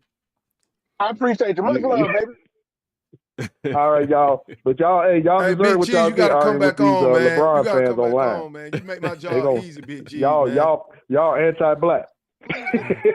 That's what they say. All right, They brother. call us anti-black. Hey, All right, appreciate you family. calling in. All right, have a good one. Hey, that's what they say, man. We anti-black. We are. Hey, listen, I'm finna run these stats off real quick. Check this out. So they say, Jordan ain't really had no competition and all that good stuff, right? And LeBron, great because he beat the greatest team in NBA history. First off, the 2016 Warriors is not the greatest team in NBA history, all right? They are not. Yes, they do have the most regular season wins by one game, but they are not the greatest team. Because remember now, they were down 3-1 in the playoffs. Was it the Kings? I think they were down against Thunder. the Thunder. They were down 3-1, and they had to come back. Hold on one second. Let me get this call in. Hey, caller, hold on real quick. Give us 1 second. They were down 3-1, right? And with them being down 3-1, they had to come back from that. Then they got to the finals, and then they lost a 3-1 lead. And then if you look at their total playoff record, they lost as many games in the playoffs as they had the entire regular season, not to mention those people they lost in the playoffs. So they weren't playing the greatest team in NBA history. So I don't give him credit for that. Now, what I will say is this. When you look at the 2016 Warriors, Curry had 23-5-4. That's what he averaged in the playoffs, right? But when you look at the Suns, I'm going to compare them to the Suns. Curry, 23-5-4. This is the 93 Suns. Barkley, 27-13-6. Klay Thomas, 23-2. Kevin Johnson, 17-3-7. Draymond Green, 17-10-6. Thunder Dan Marley, 17-8-4. Barnes, 9-4-1. Dumas was 16-4-1. Then you had Iguodala, who had 9-6-4. Then you had Danny Ainge with 9-3-3. The Suns team statistically was actually better than that 2016 Warriors team. So when they say Jordan didn't face a team like that, the 93 Suns was that team. Come on, man, get out of here. Let me get this call on real quick. Caller, what's your name? Where you calling from? My name's Rick. Calling from currently North Carolina. All right, that's what's up. You say Ray? Rick, R-I-C-K. Oh, Rick. Okay. What's going on, caller? What you got for us? Hey, man, I appreciate you guys. I'm Cato on the line. On the chat. Cato? Okay, Just okay. I've been listening to you guys chat. I think I got on your video because of Coach Scott.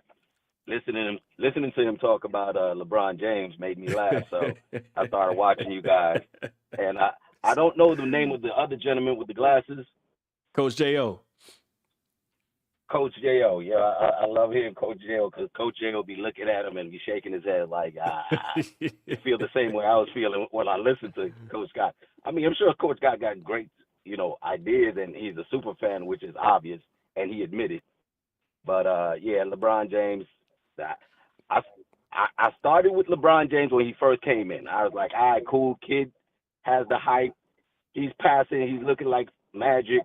And then I don't know what happened. He just lost it and just started drinking his Kool-Aid, and he was doing more of politics than the game. That's what happened. And that's when I think I fell out with him. Because the players I followed was obviously MJ, but then after that it was Tim Duncan. Then it was, I respect all the players, and then I like Kawhi. And I just like dudes that go and do the work and affect winning and don't complain. And LeBron just started doing a whole lot of complaining and started doing a whole lot of politicking and calling himself. And that's when it's like, yo, you just going away from the game.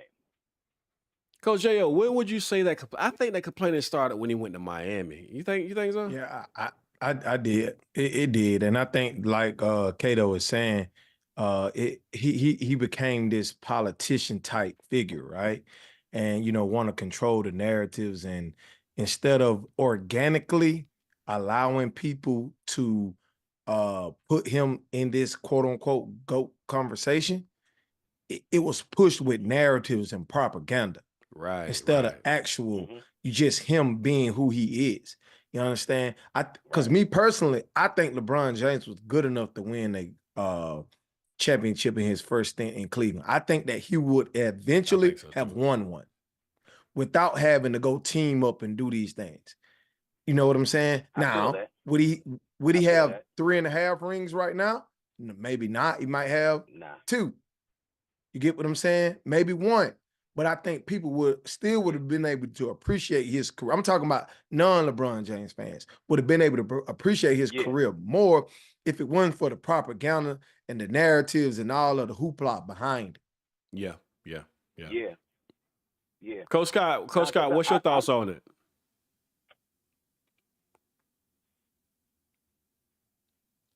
Coach Jay, you tied him back up? Coach Scott, he might be in another bad area. Hey, but go ahead, Cato. You got it. Cato was saying something. Yeah, no, I feel the same. I feel the same way because he was balling. He was balling. Yeah. LeBron wouldn't have that much scrutiny if the whole GOAT debate wasn't forefront of everything, and just him crying and even when the league just made him the face. It's okay to make a person the face of the league, but when you watch these games and you watch how he's bullying people and doesn't get called a foul and somebody touch him and they get the foul, it doesn't make the game enjoyable anymore. You're like, come on, man. We all see it. If you guys ever get a chance to watch like angry old man videos on YouTube, you will see this dude showing you every instance, and it's hilarious. But it's real for a real basketball fan watching the game. We want to enjoy the game. We want the fouls to be called where they're called. There's time for stars to get special treatment sometimes, but not throughout the whole game, and it's not being called on the other side. Then you start losing me as a fan of yours. Right. Cato, Right.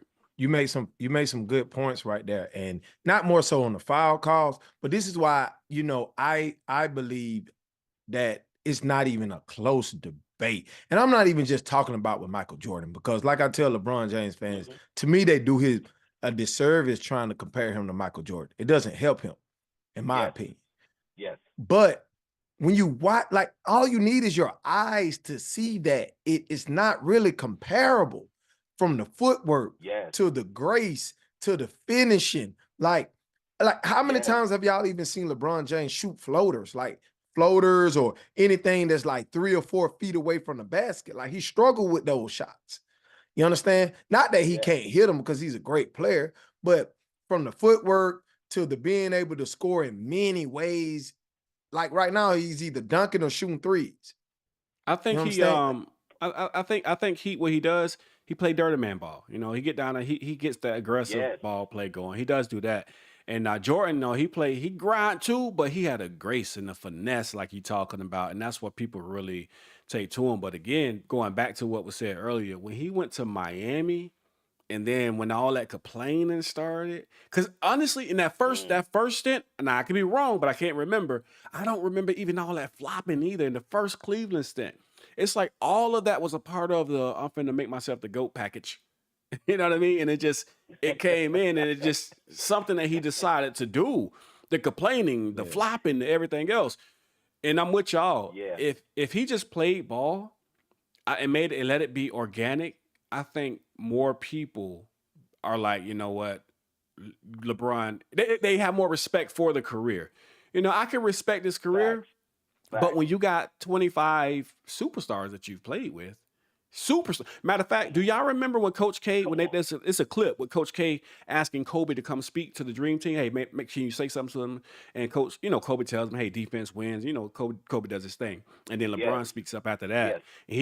But something he said was starting to catch me. He was like, I was saying if I had a Chris Paul, I was saying he started naming these superstars. He was saying if I had these players, I could win. But I got all y'all, so what's my excuse? But what I took from that is he's always felt like he had to go get another superstar to win anything, and that showed the mentality. Yes.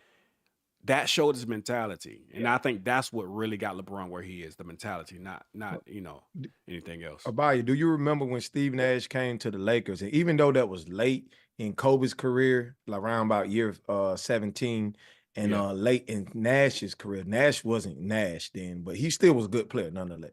All right. Kobe said, when they asked Kobe about how that conversation took place, Kobe said, I'm not reaching out to him because Mitch Kupchak, the GM, wanted Kobe's approval for Steve Nash to come. Kobe's like, I'm not reaching out to him. If y'all want him to talk to me, tell him to call me. Yeah. Yes. And he was like, I'm not going to Phoenix. He can come here, but he going to have a conversation with me. I'm not begging him to come here. That's a difference in mentality, though. Here's another point. If you guys got a little chance, here's another point about LeBron that kind of hurts him as well. The whole talk about he makes players great and all. Yeah, I don't know. I don't think anybody could name 5 players LeBron made great. That's one. The second thing about making plays great, how you making plays great when every time you mess up, you always you throw your hands out at them, point them out like they messing up. You're not playing any defense. Exactly. The ball is going off of you, and you keep looking at other players like they the reason why. Like that, we can see it, LeBron. Like there's 25,000 million cameras on everybody, and you over here denying like, oh, I didn't foul. I didn't foul, or this dude. Everybody sees you staying back there waiting for a ball to be thrown back at you. Everybody's seeing you miss the call. Everybody's seeing you miss an assignment. How you making me better by always making me feel bad about life? That's what it is. Hey, Phil Cosby say LeBron started a whole podcast to rewrite a narrative. That's true. That's what he did. Went with JJ to start this narrative. And, this whole thing about, and you said it perfectly. Who did he make better? Because he's always throwing people under the bus. And if you're not playing well enough, you're going to get traded. And it was God, what's his name? I'm drawing a blank. The tattoos came from New York, went to Cleveland. J.R. Smith. J.R. Smith. I don't know how I keep forgetting J.R. Smith's name. But it was J.R. Smith who had the interview who said that when they look at it, they're going to look at what did you do to help LeBron win and what did you do to help LeBron win? Because at the end of the day, it's going to be your fault. And he was like, wait, but LeBron's out there. He's missing shots too. Yeah, he may have got 40, but he missed them free throws too. Like, why is it always being put on us? Eddie House said the same thing. Why is it always being put on us? And his teammates are starting to say this. So I don't understand how we hate LeBron when these guys are saying the same thing we saying. Now, these guys who played with him. Hey, but Kato, let's see if we got another caller in there and see if they got something before we get up out of here. Appreciate you guys, man. Keep it up, guys. Hey, appreciate you, Kato, man. Thank you for watching. Definitely. All right. Edward Vincent Trinidad said MJ allowed history judge him. He let his achievements speak for him. That's how he got the majority of respect. Exactly. Like, let it happen organically. Let it be natural. Like, don't hire people to say this stuff. Don't send your team to the media and have them spin it, And then, when Stephen A was saying that this happened, and he said Perk, Big Perk, this happened to Perk. Perk never denied that. This is really happening. He's sending people to push the narrative. If it ain't Facebook's, YouTube's, Instagrams, Twitters, what's other social media? And all the other social media, the biggest troll. Gary. I saw it on the call ID. What's going on, Gary?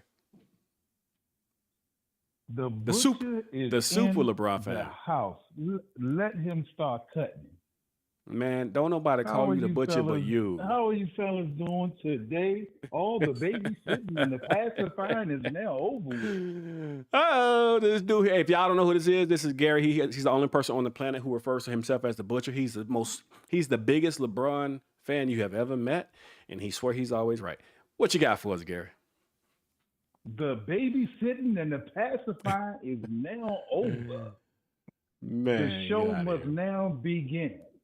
The show has begun. What you got for us, Gary? What you got?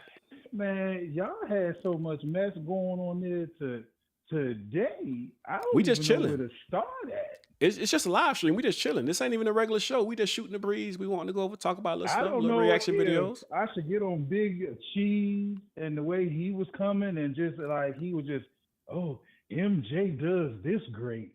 MJ does that great. MJ is the greatest. But Bron can't do this and that. I don't know if I should start with Cheese, where he just coming and he just putting icing all over him, MJ. Icing all over it. J.O. over there talking about, let him cook.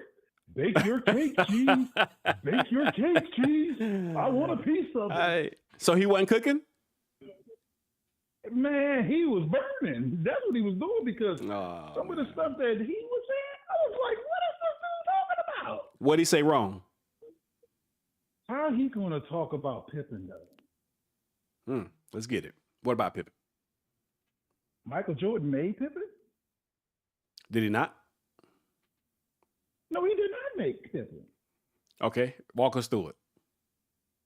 Phil Jackson said that Pippen is the greatest all-around player that he has ever seen. We ain't talking about his ending. We talking about how he got there. Walk us through it. If the head coach of the team says that he's the greatest all-around player, Michael Jordan made him the greatest all-around player now? Okay, how did he get to being the greatest all-around player is what I'm asking you. Because he worked hard as an individual, and we're not going to take his credit away from what he worked for and say that the only reason why he became a great all-around player is because of Michael Jordan. This is what I'm talking about. Who said, hold on. Who said we're taking away Scottie Pippen's credit? Who said that we ever said he did not work hard for it? Just because somebody helped you get somewhere, that doesn't mean you did not work hard to get where you're going. But there was some assistance. There was some guidance. There was some wisdom. There was some looking up to going on in that process. We never said Pippen wasn't working hard or didn't work hard. We never said that we taking his credit for him.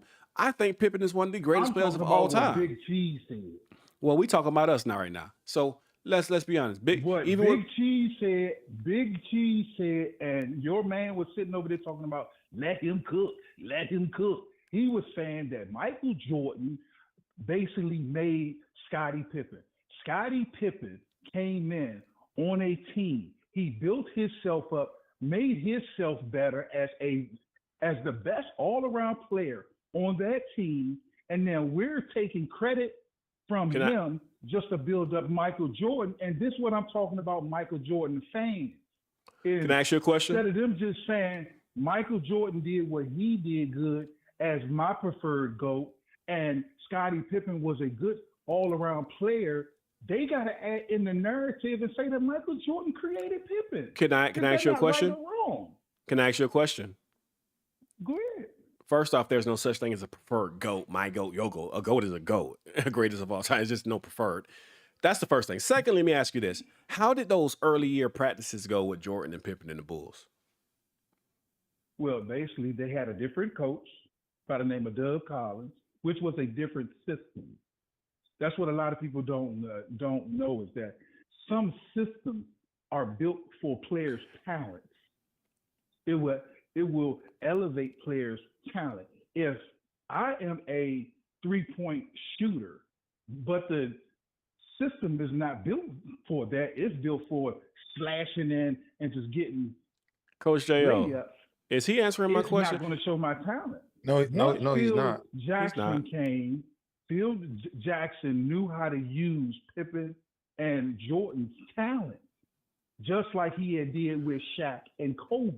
You're not answering my question. Hey, Big Cheese, no. It wasn't on you. It's something on this end. It wasn't you, but no worries. No worries. Tell Definitely. Big Cheese to stop gloating on MJ. Listen, hey, Gary, you did not answer my question, my brother. You didn't answer my question. Let me ask a question again, because maybe you'll answer it this time. Ask me again. How did those early years go in the practice of the Chicago Bulls with Michael Jordan and Scottie Pippen? What happened? How did they go? The Chicago Bulls, early years before Doug Collins, they were terrible. What was The terrible? Bulls were terrible. I want everybody at home to understand this is what it's like to talk to a avid LeBron fan. I just He told still. you. I said the years were terrible. I asked him about the practice, how it was in practice, not their record, not how good of a team. I'm asking you about their practice, and we haven't gotten the answer yet. I'm asking you a really. Hey, if anybody in the chat, if I'm asking the wrong question or if my question ain't clear, please point it out and let me know. But let me ask this question one more time. Let me ask one more time. Let me ask one more time. Teams practice. I don't watch. Let me ask the question. Let me ask the question. I want to ask it one more time. How did those practices go on the Chicago Bulls practice with Michael Jordan and Scottie Pippen? How did they go? I didn't watch none of their practices. I don't know how they went. Thank you. You know why I asked you that question? This is why I asked you the question.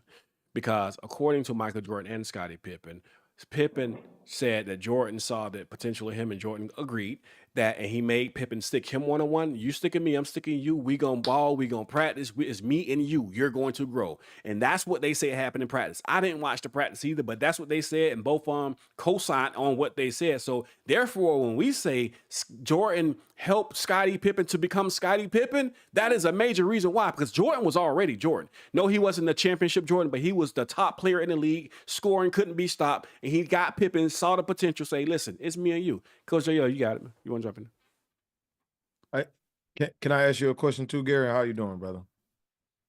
Yeah, go ahead and ask me a question, because that last question, that was just like something that just like practice. Are we Allen Iverson? This is me in my Allen Iverson voice.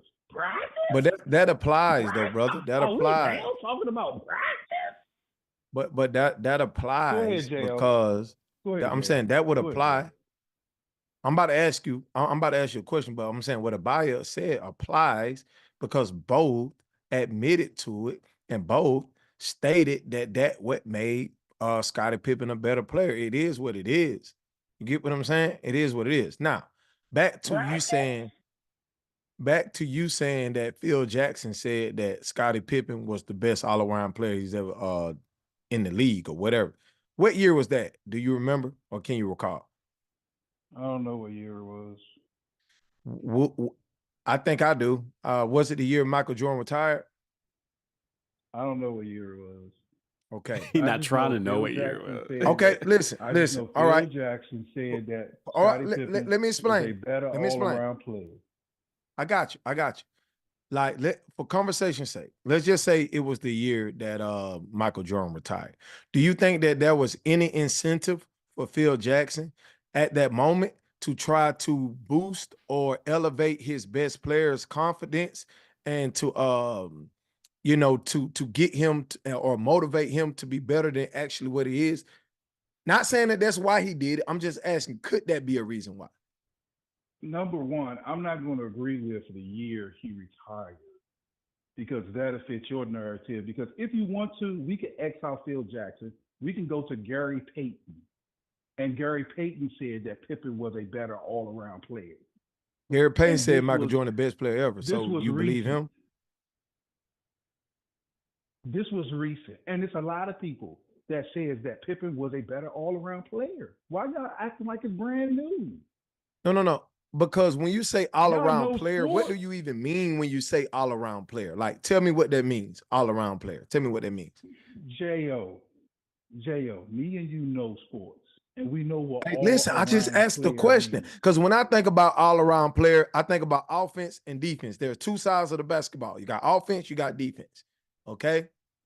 So you tell me what all-around player means. Like, tell me what that means. All-around player means that you can score, that you can pass, that you can rebound, that you can play defense very excellent, and you actually lead the team in 4 of those 5 categories. So you have to lead the team in those, right? You lead the team in those, and you guard the best player on the team every night. And you got to go. Okay, let me ask you this question again. Is Scottie Pippen a better all-around player than LeBron James? No. Why not? The statistics say so. You can look at the. Oh, hold on. You just stated You got to guard the best player every night. Do LeBron James, over his career, has he guarded the best players every night? Yes or no? Damn near every night. Huh? Damn near every night he did. Wow. Are you really going to do that? Yeah, he going to do it. Did he not guard Paul Pierce? Did he guard Steph Curry? That's two different positions. Well, he can guard all five, though. He guard all five, right? Don't he guard all five? Steph Curry went against Kyrie Irving. He guarded Klay Thompson, who was a top 10 player at that time. Did he guard Dirk? Did he guard Dirk? Thompson damn near averaged 30 a game. Did he guard Dirk Nowitzki? Bosh, who y'all claim is supposed to be a great, unstoppable power forward, he was supposed to shut. This ain't about Bosh. This is not about Bosh. We ain't talking about Bosh. Let me read something real quick, JL. Let me read something. Hold on, Gary. Hold on, Gary. Hold on, Gary. Bosh on that level. Gary, let me read this. Michael Jordan, you remember when he averaged that triple double? Averaged the triple double. You remember? I'm just because this conversation. We start off with Michael Jordan. We changing the subject. Listen, do you remember? All right, bro, I'm gonna disconnect the call. Just talk, man. Do you remember when he averaged a triple double? When did Michael Jordan average a triple double? Please tell me. Exactly. You just be talking and you don't know. So this was I think it was during. I'm about to tell you if you listen. This was before Phil Jackson, and this was when the Bulls were struggling. It was Doug Collins who put him at point guard to run the team. Jordan averaged 33.6 points, 11.4 rebounds, and 10.8 assists while running the point guard. He got like out of those 11 games that he was running, like 10 out of 11. He got a triple double in those 10 out of 11, averaged a triple double all over. When Phil came, of course, Jordan went back to his position. But here's the thing, too. I'm going to ask you a quick question. I just want to read that real quick. Behind Magic Johnson, who has the highest assist average in the finals? So we're just going to completely change the topic. Can I get an answer? Go back and forth. No. Can we get an answer? Can I get an answer, please? Because I'm walking back to the point of Pippen. All right, where we started at. Can you answer the question, please? Behind Magic Johnson, who has the highest? Behind Magic Johnson, who has the highest assist total in the finals? The assist total or assist average? Average.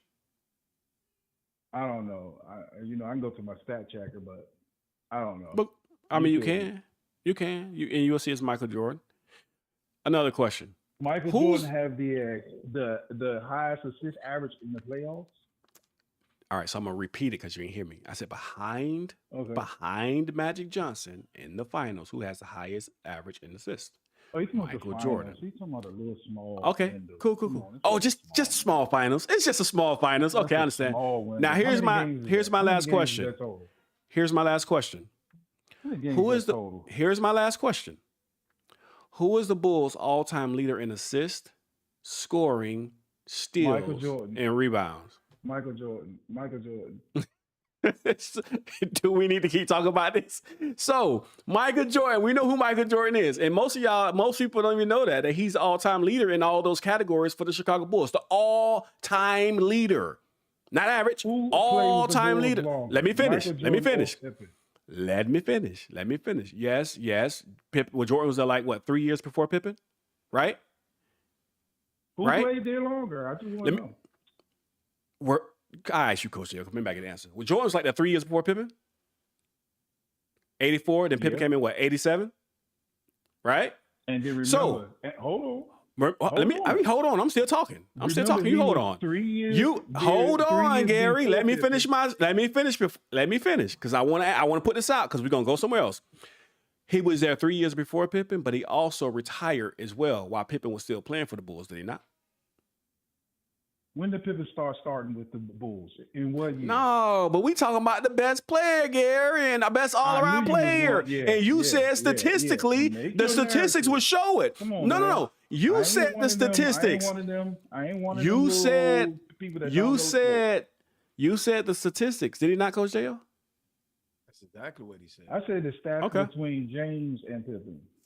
Okay, all right. But it don't work the same way for Jordan. No. Jordan, I asked you, how did you determine who's It the can best work for all-around Trey. player? And you I gave didn't me, put you Jordan said in they the got to lead their picture, team though. in 4 categories and guard the best player every night. Those were your words. Those are your exact words. Phil Jackson, Gary Payton, and many NBA players, have said that Scottie Pippen is a better all-around player than Michael Jordan. Many. There is not hardly not one or two people who would say Michael Jordan is a better all-around player than Pippen. And y'all supposed to be some sports fanatics. And listen. you know this. I'm not going to argue. The argument is not, at least not for myself, if Pippen is a better all-around player than Michael Jordan. Now, that's not where I'm going. What I said was this: who helped make Pippen that good all-around player? And the Phil fact Jackson. we got, of course, the coach. Yeah, we definitely put Phil Jackson there. I'm not saying Phil Jackson didn't. Player-wise, like you're not making. That's not a major point. We agree with that. Nobody's going to say that's not true. That's who helped make Jordan Jordan. It was Phil Jackson as well. But what I'm saying is, bro, can I finish my sentence? Michael Jordan helped Scottie Pippen become Scottie Pippen. Stanley Collins in the comment section says there's a video that worked all teammates very hard, talking about Jordan. And NC says, I can't stand when you guys speak with James fans. Nothing you say matters. They lie and have zero knowledge of the past like this guy. James isn't the GOAT, period. So that's just the facts, bro. It's more to it.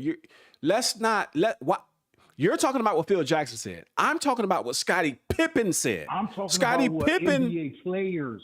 I'm talking about what many media and NBA players that played against them have said. We're having two different debates. The man credit away. We're having put Michael Jordan in the middle. We're having two different debates. Again, I'm not sitting here debating you if Jordan and Pippen, who was a better all-around player. What I'm saying is, because your point in bringing that up is to minimize Jordan, is why you're doing it. So what I'm saying is, Jordan helped not Pippen. To minimize Jordan. Jordan helped Pippen. Jordan did what he did. I'm not minimizing Jordan. All right, I'm just gonna put you on hold and finish my sentence. So they do that to minimize Michael Jordan and his effect on the game, the team, and everything else. And they do that to boost LeBron James. But when you look at, let's say Pippen is the better all-around player. I'm not debating that, but let's say he is. Pippen himself said Jordan helped him become the player he is. Pippen himself said he was with Jordan. He learned from Jordan. Jordan taught him a lot. So if the man himself is saying it out of his own mouth, why the hell won't you admit it? He's just said it. Like, it's crazy. But Abaya, this is the reason why I asked him what is the all-around player. I know what an all-around player is, but I want to know specifically what they think, because this is what they do. They specifically go to one or two specific categories. And just to say somebody, they equate somebody having more assists into them being a better passer, or someone having more rebounds to them automatically mean that they're a better rebounder. But that's not always true.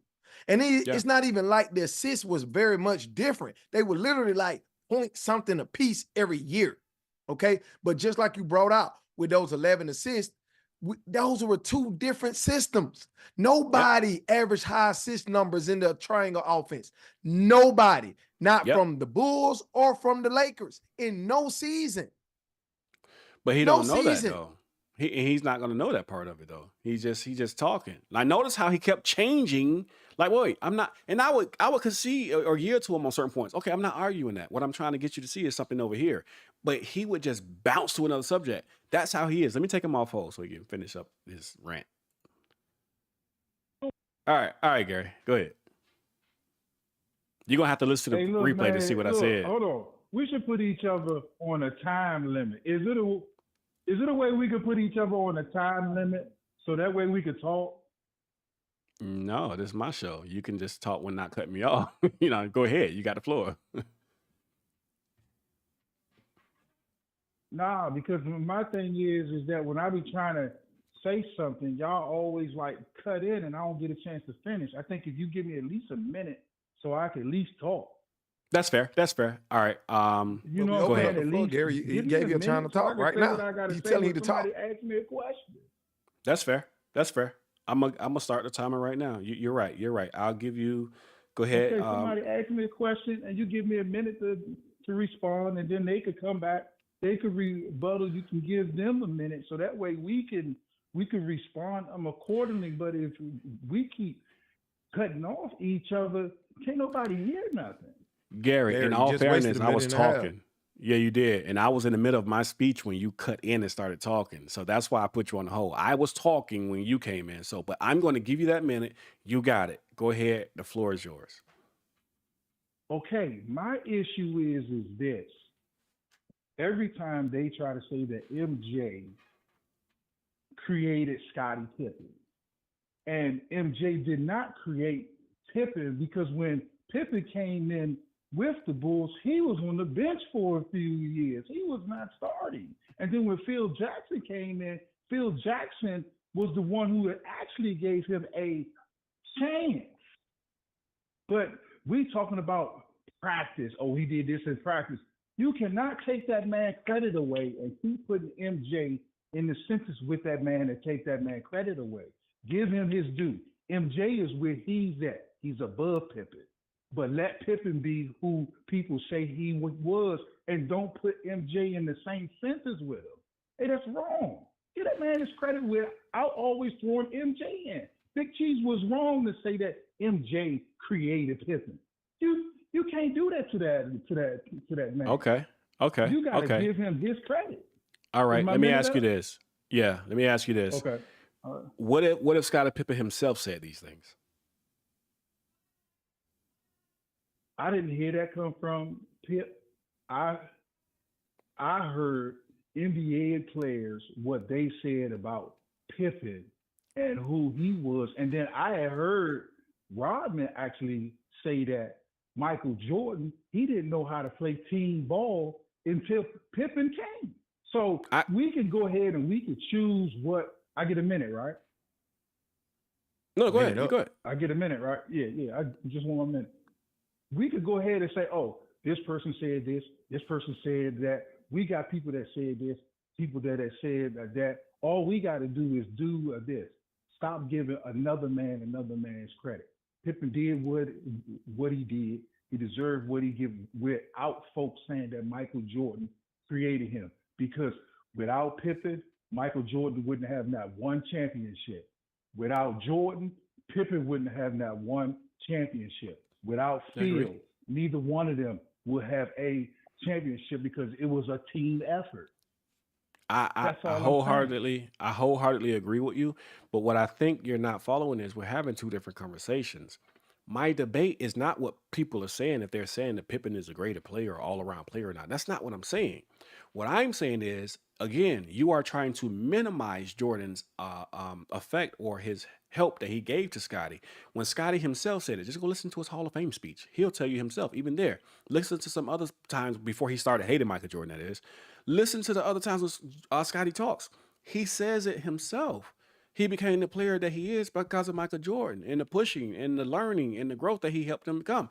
So if Scottie Pippen himself said it, I want you to understand what I'm saying. I'm not saying if he wasn't a better all-around player. I'm just simply saying you can't minimize Jordan in a situation, and that's what you're doing. And then earlier when Coach J.O. said, all right, how do you determine what's a better all-around player? You said the statistics. That's why Pippen wasn't better than LeBron.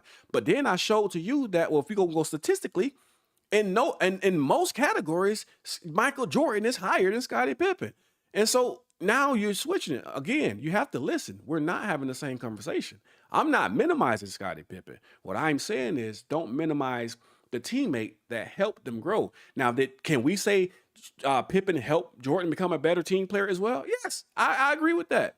They definitely helped each other. Jordan will say that. But you come in with this new narrative so that you can push LeBron to the top by minimizing the legacy of Jordan. That's the problem. I get a minute. Man, I get a minute to respond. You got 30 seconds. Go ahead. Hurry up, man. All right. So number one is that I'm not trying to minimize MJ. But every time when we mention MJ, we just say MJ. We don't mention Pippen on how he had helped MJ. So that means we're minimizing Pippen. We got to be 50-50. And then you bring up stats about 11 games we led the team in assists. 11 games out of a 15-year career.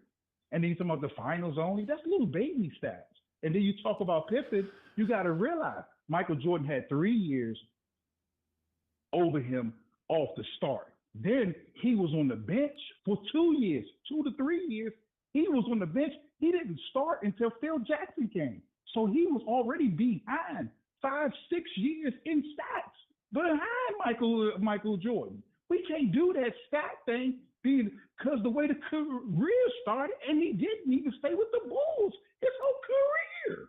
So we can't even use stats. We can't even use MJ more than this, more than that. We can't use it unless we X out 5 years. Listen. And I want Coach Jay to jump in as well. Listen. All right. Yes, Jordan was there 3 years earlier, but you can't minimize his retirements, and Pippen was still playing, okay? And in the second retirement, Pippen was still playing, okay? So let's keep it 100 now. Now, if I can't remember right now, but maybe the third retirement, Pippen was still playing. Let's just be real with this, man. So when we're looking at the statistics, it still just don't add up, even if you try to do it the way you did it. And then again, it's not Jordan's fault that Pippen came in, he did not start. That's not the point. The point is, when the man came in, Jordan did take the man under his wing. He said this. I don't know why it's so hard for you to understand that. Pippen himself said this.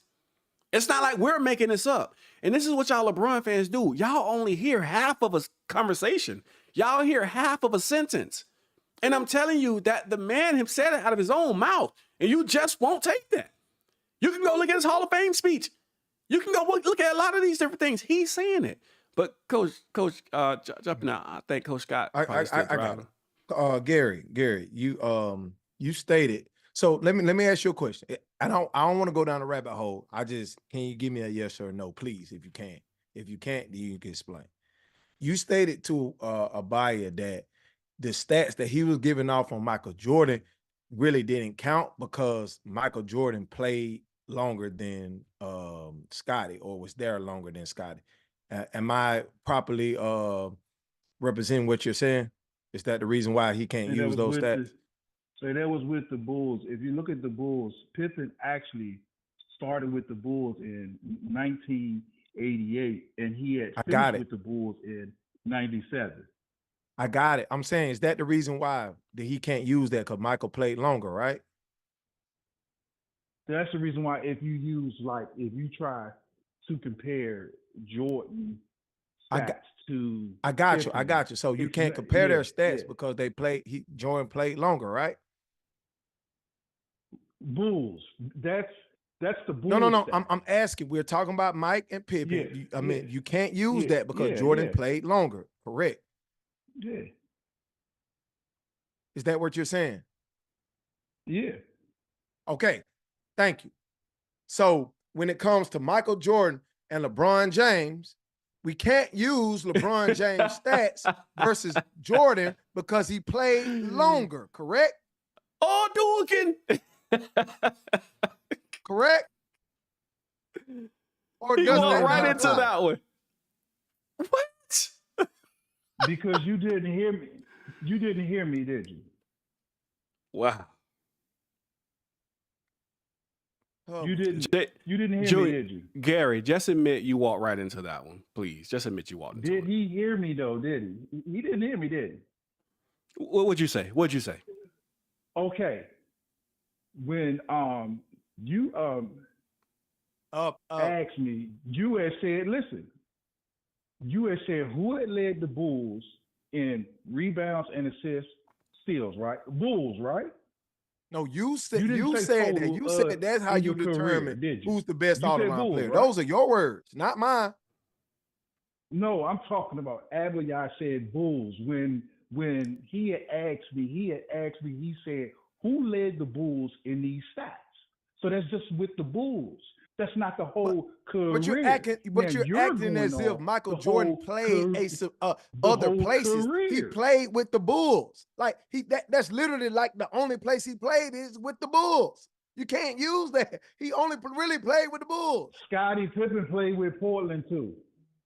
Okay, listen. So we will have to add his assist with Portland and see who has you can more, do it. more assists total between Michael Jordan and Pippen for their career, not with just one team. See, you got to realize Michael Jordan lead the Bulls in those stats, but his career stats. He played longer, right? That's the reason why he can lead with the Bulls, because he played longer than Pippen, correct? With the Bulls, because he played with the Bulls longer. Gary, can I actually? Gary, how long did Pippen play for the Bulls? Let me check real quick. Google. Like I'm supposed to know this stuff.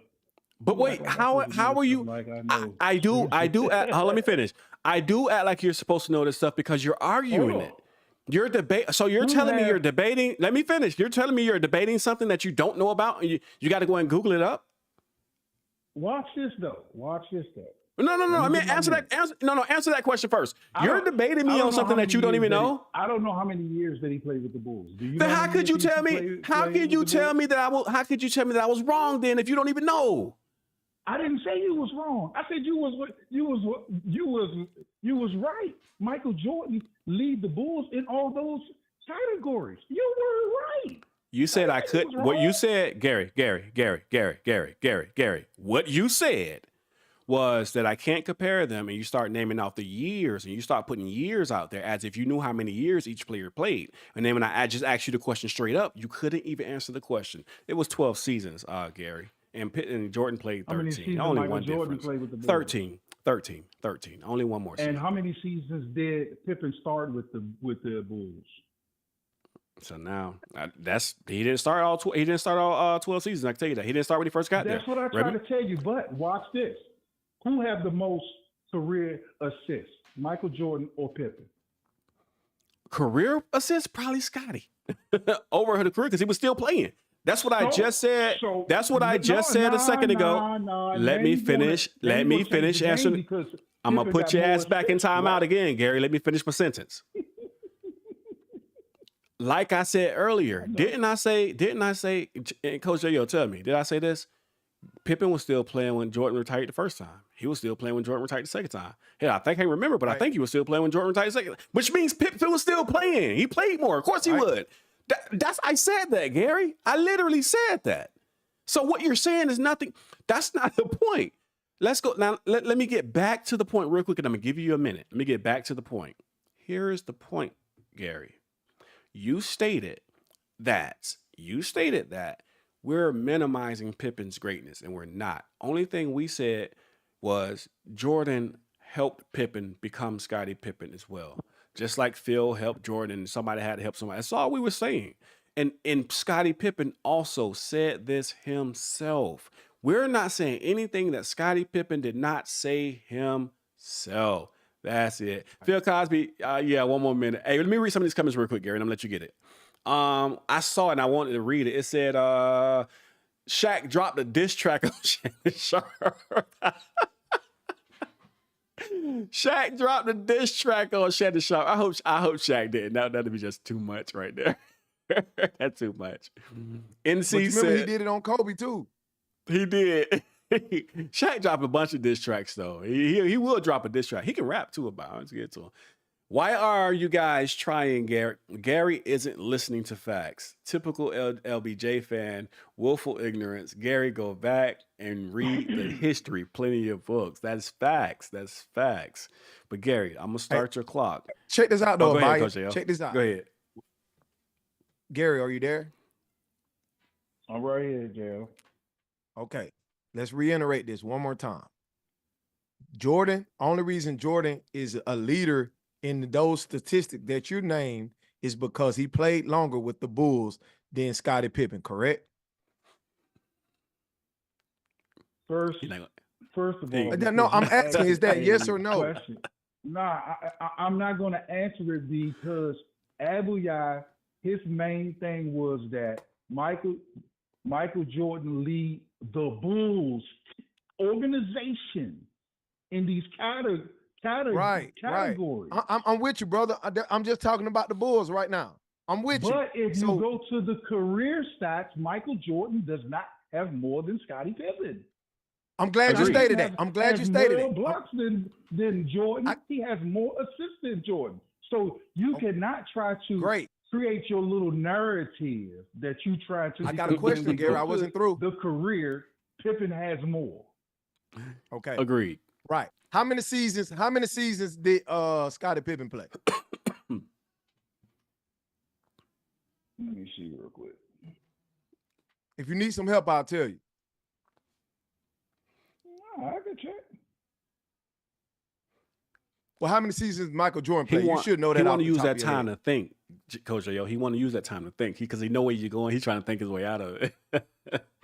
You can't get your way out of this one. The years do not matter because again. The years don't matter. Pippen's first 3 years he sat on the bench and he still have more assists and blocks. More than How many years did he play, Gary? 17 years. How many years did Michael Jordan play? 17. No, he did not. He just lied. He know Jordan didn't play 17 years. So he know he finna get caught up. He just lied. Wizards, if you add in the Wizards, that's how many seasons? How many is it, Gary? You should know. You're debating it. Why? How are you debating something that you don't even know about? That's crazy. You're making LeBron James fans look real bad right now, Gary. You're making LeBron James fans look really bad. You know, I ain't a Michael Jordan fan. What is it? 15 years? 15? It's either 15 or it's 17. It was 15. Okay. And Pippen played 17. And he sat on the bench for 3 years. Oh, okay. I got you. I if you say so, brother. Hold on. Big Cheese said you're lying, Gary. Pippen did not sit on the bench for 3 years. He sat the bench for a season and a half. Now it's a season and a half. Let me. Cheese. It's a season and a half, huh? So let's see. If we go with his season and a half, that'll put Pippen at 15 and a half years played, and that'll put Michael Jordan at 15 years played. And Pippen still has more blocks and more assists than Michael Jordan in his career. What you got to say about that? Pippen started 56 games his second year. Bomb. Y'all still trying though. I'm just telling you. Just accept that Pippen has more assists and more blocks than Michael Jordan. Just accept Gary. Pippen sat the bench his first season, right? He still had playing time. He still accumulated. Can I finish? He sat the bench his first season. He still had playing time. He still accumulated stats that count. The second season, he played 56 games. Those stats count. So now, when you look at the total of the seasons, because you didn't expect Coach J.O. to say 56 games. That's damn near a full season almost, is it not? Because you were saying three. Because you lied. You said 3 years. What are you trying to say though? What does this point get to?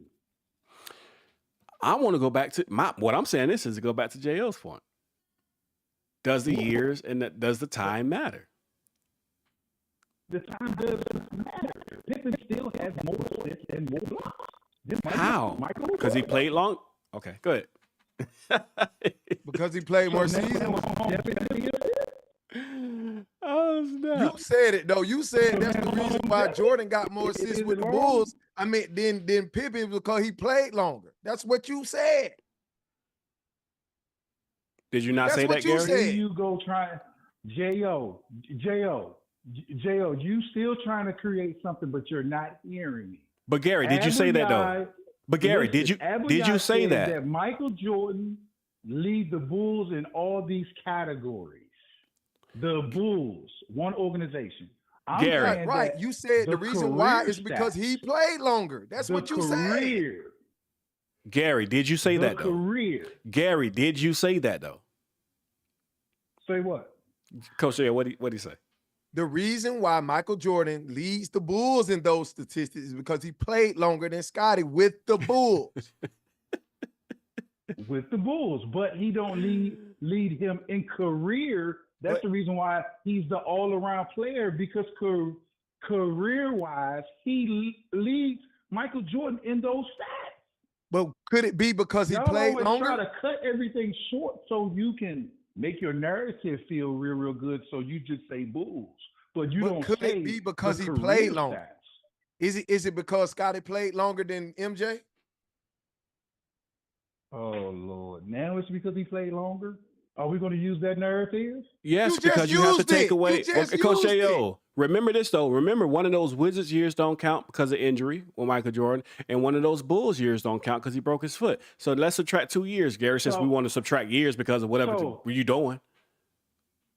So, Abigail, if me and you, we play basketball and I quit, and you keep playing, and you do great, is it my fault that I didn't do great because I quit? But we're not talking about who quit and who fault it is. That's not the point. And that's a whole nother conversation that you're trying to get into. We're asking you now you don't want to be interrupted, but you keep interrupting me. All right. We're asking you a very specific question. Now, remember, yes, Jordan has 3 retirements plus the Wizard year where he was injured. Plus he quit 3 times. all right. So I'm gonna get one more shot. I'm gonna get one more shot now. I'm gonna get one more shot. So he has 3 retirements. I'm just sorry, man. Bro, let me talk. Shut up. Let me talk. I'm sorry. My bad. I don't want to tell a grown man to shut up, but let me finish. I'm all right. This one. I'm trying to bear with you. I apologize. Go ahead. All right. Just know it's on the button. So you have 3 retirements, right? There are 3 retirements. Plus you have a year with the Wizards where there's an injury. There's an injury year. You have the year with the Bulls where there's an injury year. So you're subtracting years and trying to line this thing up. You got to remember that counts as well where Jordan was not accumulating stats. If you look at the years total, Pippen still played more years.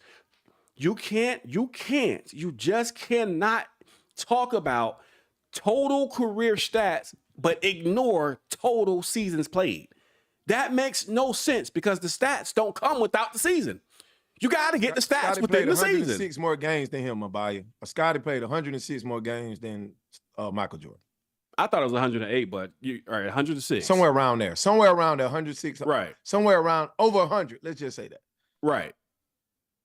So, Gary, how is it we talking about Scottie Pippen total stats is better than Jordan's, but we don't want to account for the seasons or the games where more as well?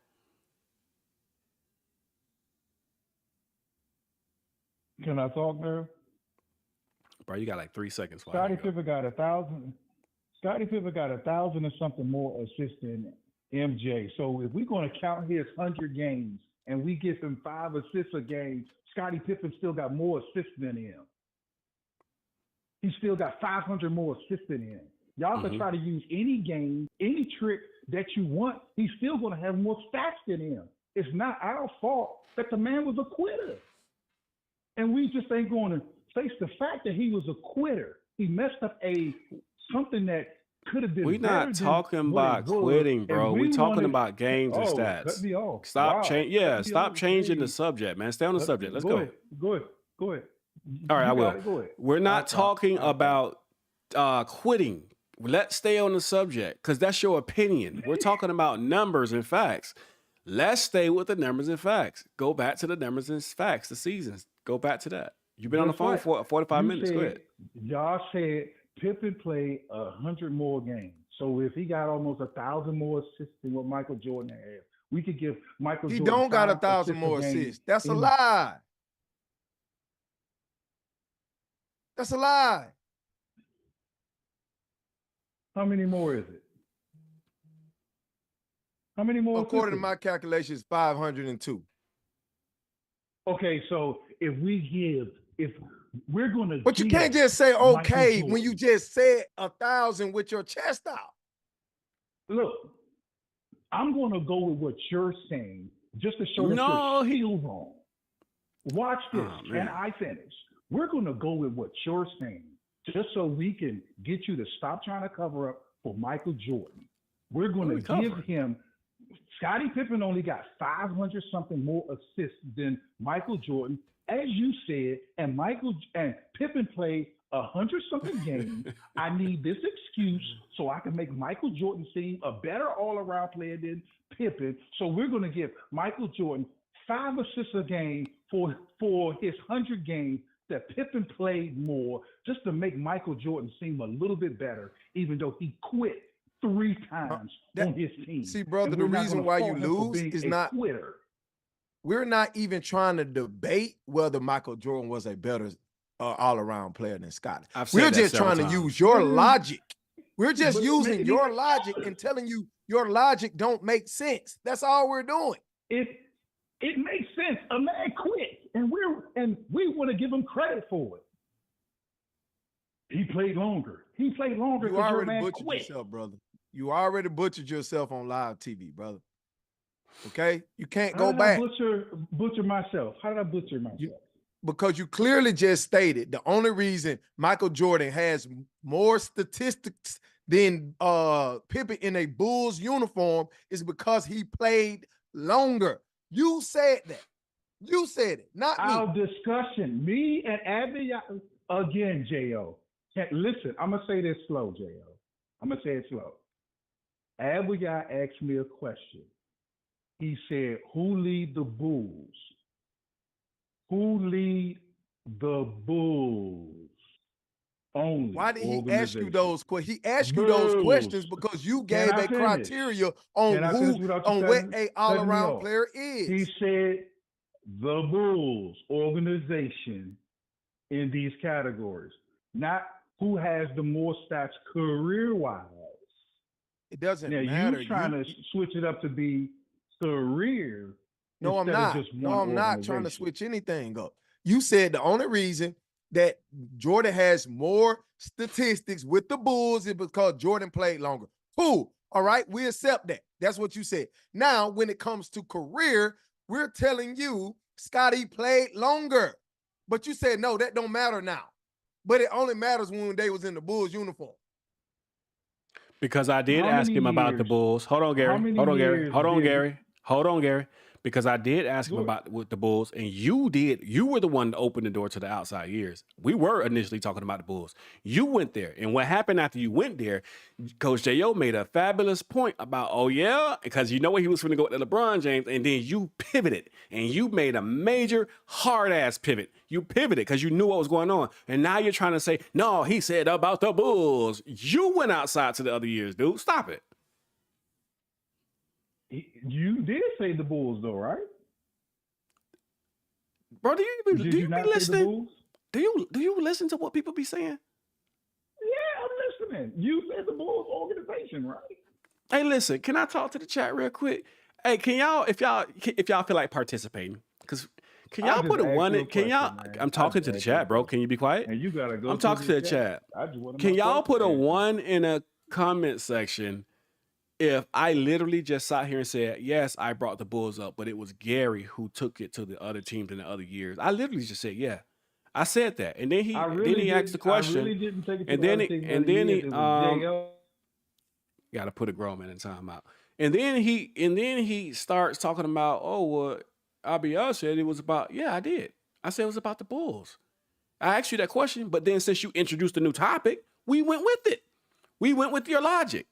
And now you're trying to run from it because he know where you're going, coach. He know what you're about to say, and he don't want to go down that road. This is what I told you. This is the reason why I don't like having a conversation with you. Dude, it's impossible. It's really impossible. All right, I see a few ones in the chat, so I know I wasn't tripping. All right, cool. It's impossible. I'm letting him back out. You can have it, coach. I'm done with it. Go ahead, Gary. So now I hear you want to go down a road, and let's go down that road that J.O. want to go down. If you feel it, Froggy, jump. I didn't want to go down any road, brother. I was just using your words. I was just using everything that you said. Let's go down the road, brother. You just talking. Let's go down the road. Now you want it, bring it. Here's what we could do. That's what we do, because this is getting old at this point. You called Just in like I because bro, because we don't did this. Yeah. You Let's called go in down because that road. you want to deal with Jordan and LeBron. Let's have that conversation before we go. Because next thing I know, when we get to the point where we don't have it, you're gonna be back on Facebook, wilding the crowd, say the butcher ain't get a chance to talk. So go ahead and bring that up that you've been talking about the whole time. The phone line is yours. You got 60 seconds. Do your thing. Tell us why you say everything you say as a LeBron fan. We're going to give you the floor, and then we'll respond. Go ahead. Really, I wanted to talk about your topic. You had a good topic today. I wanted to talk about your topic when you was talking about Shaq and you was talking about Sharpe. That's what I Okay. really wanted to talk about because I want Let's to talk stay about it. on what your show is about.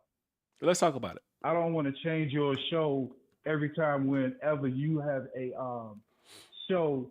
I don't want to change your show because that's kind of We've like already rude. discussed I it, want to though. stay on. Yeah, I want to talk. If you want to about go back Shaq to and it, we Sharpe, can. Really, I'm gonna be honest with you. Okay. If you want to go back to it, we can. We already discussed it, whatever, but you can still bring it up, and we could discuss more with you if you got Yeah, something that's to say what on I it. wanted to talk about, really, because I was into your show. So it was hard for me really to do anything because I was listening to your show, and I was like, yeah, you know, You're Shaq being and so Sharpe, and you had some good things that I wanted to go against in your show. Okay, go ahead. Yeah, like What you you got? know when you was mentioning about Sharpe, how he was like top three, maybe top four, and he was like Chelsea maybe not better than like Sharpe. I don't know if I could put Sharpe up there in the top 5. I don't really know because of his career, how he changed teams and he wasn't consistent. Well, let me say when I was saying that, I was saying that more on my favorite. Like if you want to go statistically I'm talking about my personal opinion. I think he's my top 3. You know, I would probably even go as far as say that's the greatest tight end all time in my opinion. And I wouldn't argue nobody down who would say the opposite. That was just me and my opinion. Okay. And I think he sold himself short. I wanted to ask y'all this. Would you put Shaq over Wilt and Russell and Kareem? Yeah. I would. So have you ever really just researched about Wilt, Russell, and Kareem? I have, and I've looked at games, and I've looked at highlights, and the reason I would say that because I feel like Wilt especially was just a bully. Like, and I say a bully, I don't mean like he was bullying people. I mean like there was nobody who could stand with Wilt.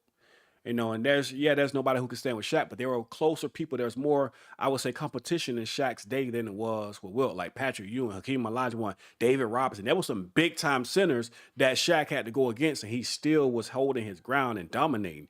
Wilt was just killing everybody. Wilt was Wilt. Like, I don't think he had that level of competition like that. Do you know who he actually went up against, or you just guessing? You just asked me a question I asked you all show long. You just asked me a question I've been asking you all show. If you look at it, I'm going to name some Hall of Fame centers that Wilt actually had to face. He had to face Bill Russell many, many, many nights. And he was one of the guys who they actually had as the GOAT. He had to face Kareem, which is another top 5 center that he had to face. He had to face Wes Unseld, Willis Reed, Artis Gilmore. He had to face Thurman. He had to face Bellamy. Like, he had to actually go against so many top centers, not including in the time when he played, they could play zone. But what a lot of people don't know about Wilt is that Wilt had an excellent jump shot. So he used to just catch, and he could turn and shoot, and he could kiss it off the glass when he want to. But I'm going to give you one thing before I pass it on to you. People don't know that Wilt played point guard for a whole year because they had 2 centers, and the other center, he couldn't dribble and he couldn't pass. So they had Wilt played the point guard. I'm familiar with that. And he actually led the league in assists one year. I'm familiar with him playing point. I'm not gonna say I saw him play it, but I did read about an article on Wilt playing point. But listen, what you just said, I don't think changes what I just stated. I think there were more competitive centers in Shaq's day than the maybe 5 or 6 we can name in Wilt State. And the primary one, I think, was Bill Russell. And he was not like a stat machine like Wilt. He won championships, yeah. But did Bill Russell ever like win a finals MVP? Like he was just like, I don't think he did. He wasn't the guy like that, but he did win a lot of championships. What did he average, like maybe 17 or 18 for the career or something to that level? But when you're talking about players like David Robinson, somebody who will drop 72 on you, you know what I mean? That's who Shaq was going up against. Patrick Ewing, who also, and David Robinson, Patrick Ewing, Hakeem Olajuwon, all these guys had jump shots. They all had jump shots. You know what I mean? Not only that, they had the footwork to go with it, right? And not only that, the center play, these guys played on very defensive heavy teams as well. The players around Shaq who were other than centers had a very strong defensive presence. That's why I say what I'm saying. Not that I'm not familiar with what you're saying, but I just don't agree with it. Would I say you're wrong in your opinion of it? I won't fight you on it, but you asked me in my opinion, right? So I'm giving you in my opinion. Yeah. Watch this though. Now, this is the reason why a lot of people say that Bill Russell was the GOAT. You would not know that Bill Russell was a 5-time MVP. This is why Wilt is in the league, that he was a 5-time MVP. A lot of people don't know that. They don't know how skillful he was. That's the reason why whenever people say Shaq, I see Shaq as somebody who was big, but he wasn't fast. He was big, but he couldn't jump real high. Big, but he didn't have agility. Big, but he couldn't shoot the three. Big, but he couldn't dribble well. Bill and Wilt could do all of these things. Wilt actually bench pressed 500 pounds.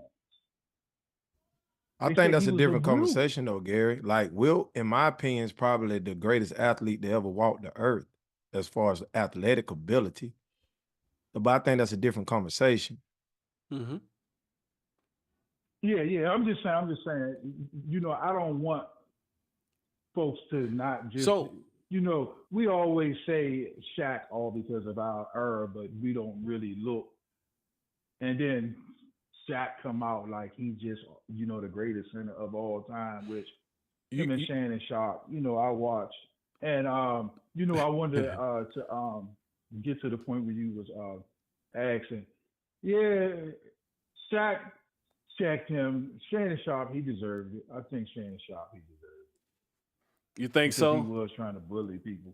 Yeah, because Sharpe, some of the time Sharpe did try to bully people. I think he did. I think he did. Mike Epps, you gonna try to bully Mike Epps though? Mike Epps just joking. Yeah, I think he did too. Also, matter of fact, you just made me think of another one. It was Mike Epps and whatchamacallit? God, I go blank. Gary, he did the show in Las Vegas. I know you're talking about Eddie Griffin. I'm trying to think who it was. Eddie Griffin? Eddie Griffin. I forgot who it was.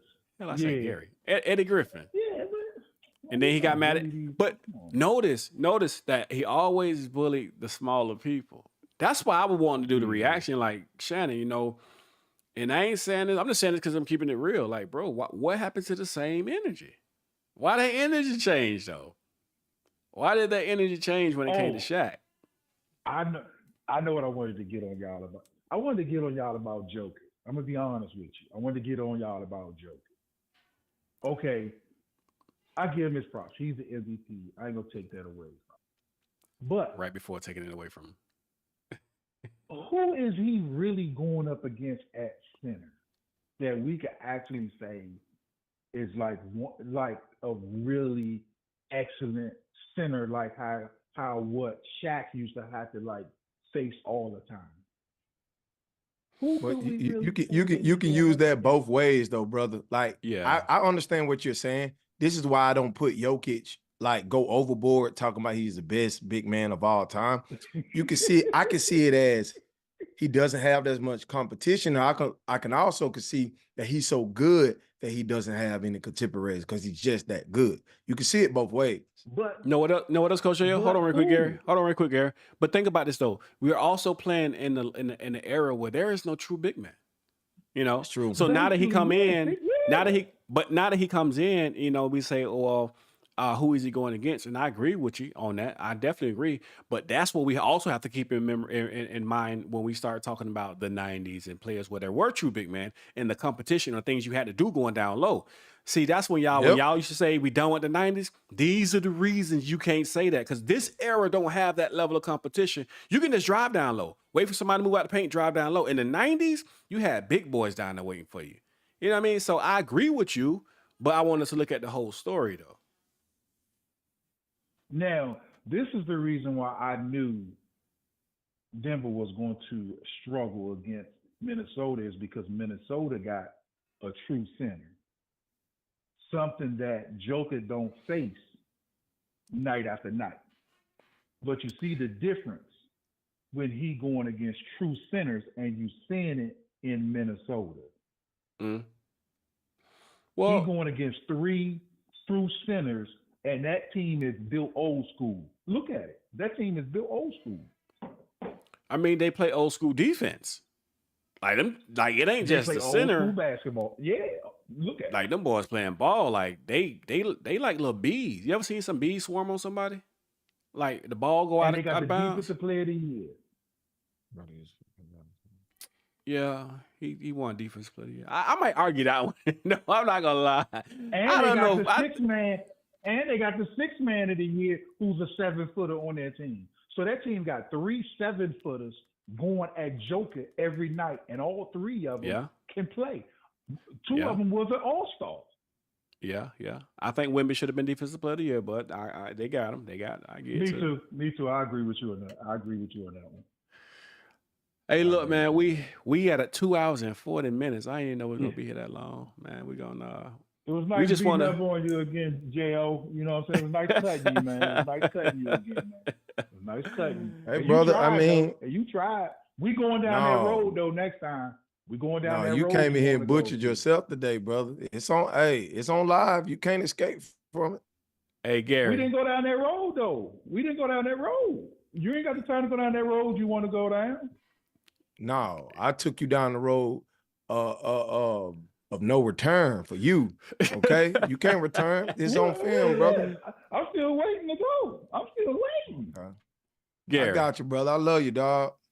Gary. Yeah. Can we be honest with each other real quick? Yeah.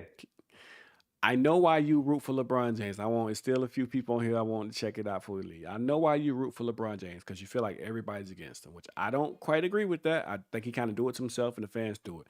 So I can understand you trying to support a player who you feel like everybody's against. That's a humble and a noble thing. I get that to you. But if we just put it on basketball itself, on the court play, and I'm not talking stats and longevity stats and all. I'm talking about just basketball itself on the court play. Do you really believe LeBron James is a better basketball player than Michael Jordan? Yeah. I really do. Okay. Wow. Amazing. Okay. You got to look at it. Michael Jordan, he was missing things, which I think he was what? This is who I say a lot of people look over. And this person played exactly like Michael or Jordan. But the difference in him is that he could go left, he could dribble better than Michael or Jordan, and he could shoot the 3. But they never mentioned Kobe. And I'm sitting like, he has the exact game as Michael Jordan, but could dribble and could shoot the 3. I think a lot of people say Kobe was a more skilled player than Michael Jordan. I don't think that's a big argument. I think, even from Jordan fans, they're like, yeah, we can see the skill. And, some fans may disagree, some may agree. That's never been a real strong argument, but nobody has ever, I don't know too many people actually argue that point. I'll give you that. But when it came down, in the clutch, and when it came down to it and winning and getting the championship and getting the job done, I think that's what Jordan edges him out at. I think Jordan edges LeBron out in that situation as well. You disagree? I disagree because, number one, I can't give championships to one person. And number two, I look at the 90s as the weakest era out of all the eras. But wait, we're not talking about giving it. Weakest. Okay. We're not talking about giving championships to one player. Because when y'all say, because you are primary on your post. LeBron James did this, LeBron James did it. That's just a way that you talk. We know it took the whole Lakers team, the whole Miami Heat team, when we say Jordan did it, we know it took the whole Bulls team. That's just the way you talk because that's the point of where your focus is, right? So, of course, we're not giving it to one player. Jordan gets no championships without Scottie Pippen. And let's go even further than that. If Scottie and Jordan ain't got Kukoc and Rodman, they don't get a championship as well. It was all the pieces to the puzzle. But what I'm asking you, when it comes down to it, the player that you would want to have in that fourth quarter, would you rather have LeBron James or Michael Jordan? I would rather have LeBron James because he's gonna make the right decision. Well, we just seen that didn't happen against the Denver Nuggets, brother. That 3-pointer was not the right decision. Come You on, know the it was. man 39 years old. But Y'all gonna wait, do that to an no. elder man? We're not talking about his athletic ability because at 39, you should be making better decisions. The older you get, you could be 80 and you should be making better decisions. We're talking about I ain't even. strictly decision making. Because you just said he'll I ain't make the gonna do right that to decision. MJ. I ain't gonna do that to MJ. No. I But respect you MJ. just I ain't gonna said do that to him. you just said, Gary, that he makes the right decision. And he said he always makes the right decision. So when it came down to that play, did he make the right decision? Now, we're not talking about 39 and his athletic abilities. We're talking about his decision making. Yeah, it was perfect. So he made the right decision? Yeah, he made the right decision. He just All messed right, up. brother. Hey, listen, we appreciate you calling in. We're going to leave on that note. We're going to leave on that J.O., note, man. We're I going to get want up to out see of you here. again, J.O. Stop running, J.O. We going down that road next time. Catch us next week And I on the want you live, to man. title it. I want you to title it The Butcher versus J.O. going down that road. This dude crazy, man. All right, Joe. All right, Gary, man. We All appreciate right, you man. calling. I'm going to let y'all go. All right. All right. Oh, man. Gary's the most delusional person in delusional history. It don't get no more delusional than that. Coach Scott done went to sleep. He had a long day at work, you know. So he was on the phone with us for a second while he was driving home from work. Then he just kind of kicked us to the curb and said, forget y'all. You know what I mean? Hey, Vic Cheese said, Gary lying more than a politician. Phil Cosby said, you could tell he's lying. All right. Damn sure. Man, that's crazy. All right. Phil Cheese said that diss track is real. Really? I mean, Phil Cheese. I mixed their names together. Phil Cosby said that diss track is real. I'm going to have to go check it out. See what Shaq's saying. Hope he ain't saying nothing crazy. I hope Shaq don't disappoint me. Don't go say nothing crazy, Shaq. I don't think it's that serious, bro, to be dropping a diss track. But I did want to look at Shannon's energy. It wasn't the same, though, with Shaq as it was been with everybody else. J.O., if it was you, oh, yeah, he would have hit you with on your other foot with a weight. He'd have dropped the weight on your other foot. he going to think you smaller than him, so you're going to try. He going to try. He said he'll try. That's the problem. That's the point. He'll try. Whether he's successful or not, he's willing to try if you're smaller than him. Dude, look at Shaq. He's not willing to try no more. Got a point. I mean, so, hey, listen, man, we appreciate y'all tuning in. It's like y'all stay with us consistently, a good 30 to 40 people, man. Y'all make sure y'all hit the like button. I mean, also share. We typically haven't been going live, but we've been uploading. We appreciate y'all views, man. The last video, I think it hit like 15, 16,000. The one after that is probably around 10,000. You know, we want to definitely go live more so we can interact. You know what I mean? Y'all call in. We can have these conversations together. We can talk to a couple of delusional LeBron fans. Hey, Coach J.O., if it ain't anything else, it's entertaining just to talk to them. For sure. It's definitely entertaining. You know what I mean? So that's what we do it for. But yeah, man. So I guess we're going to get up out of here, man. We appreciate y'all hanging around. We appreciate y'all hanging around. All right. We out. Next time. Peace.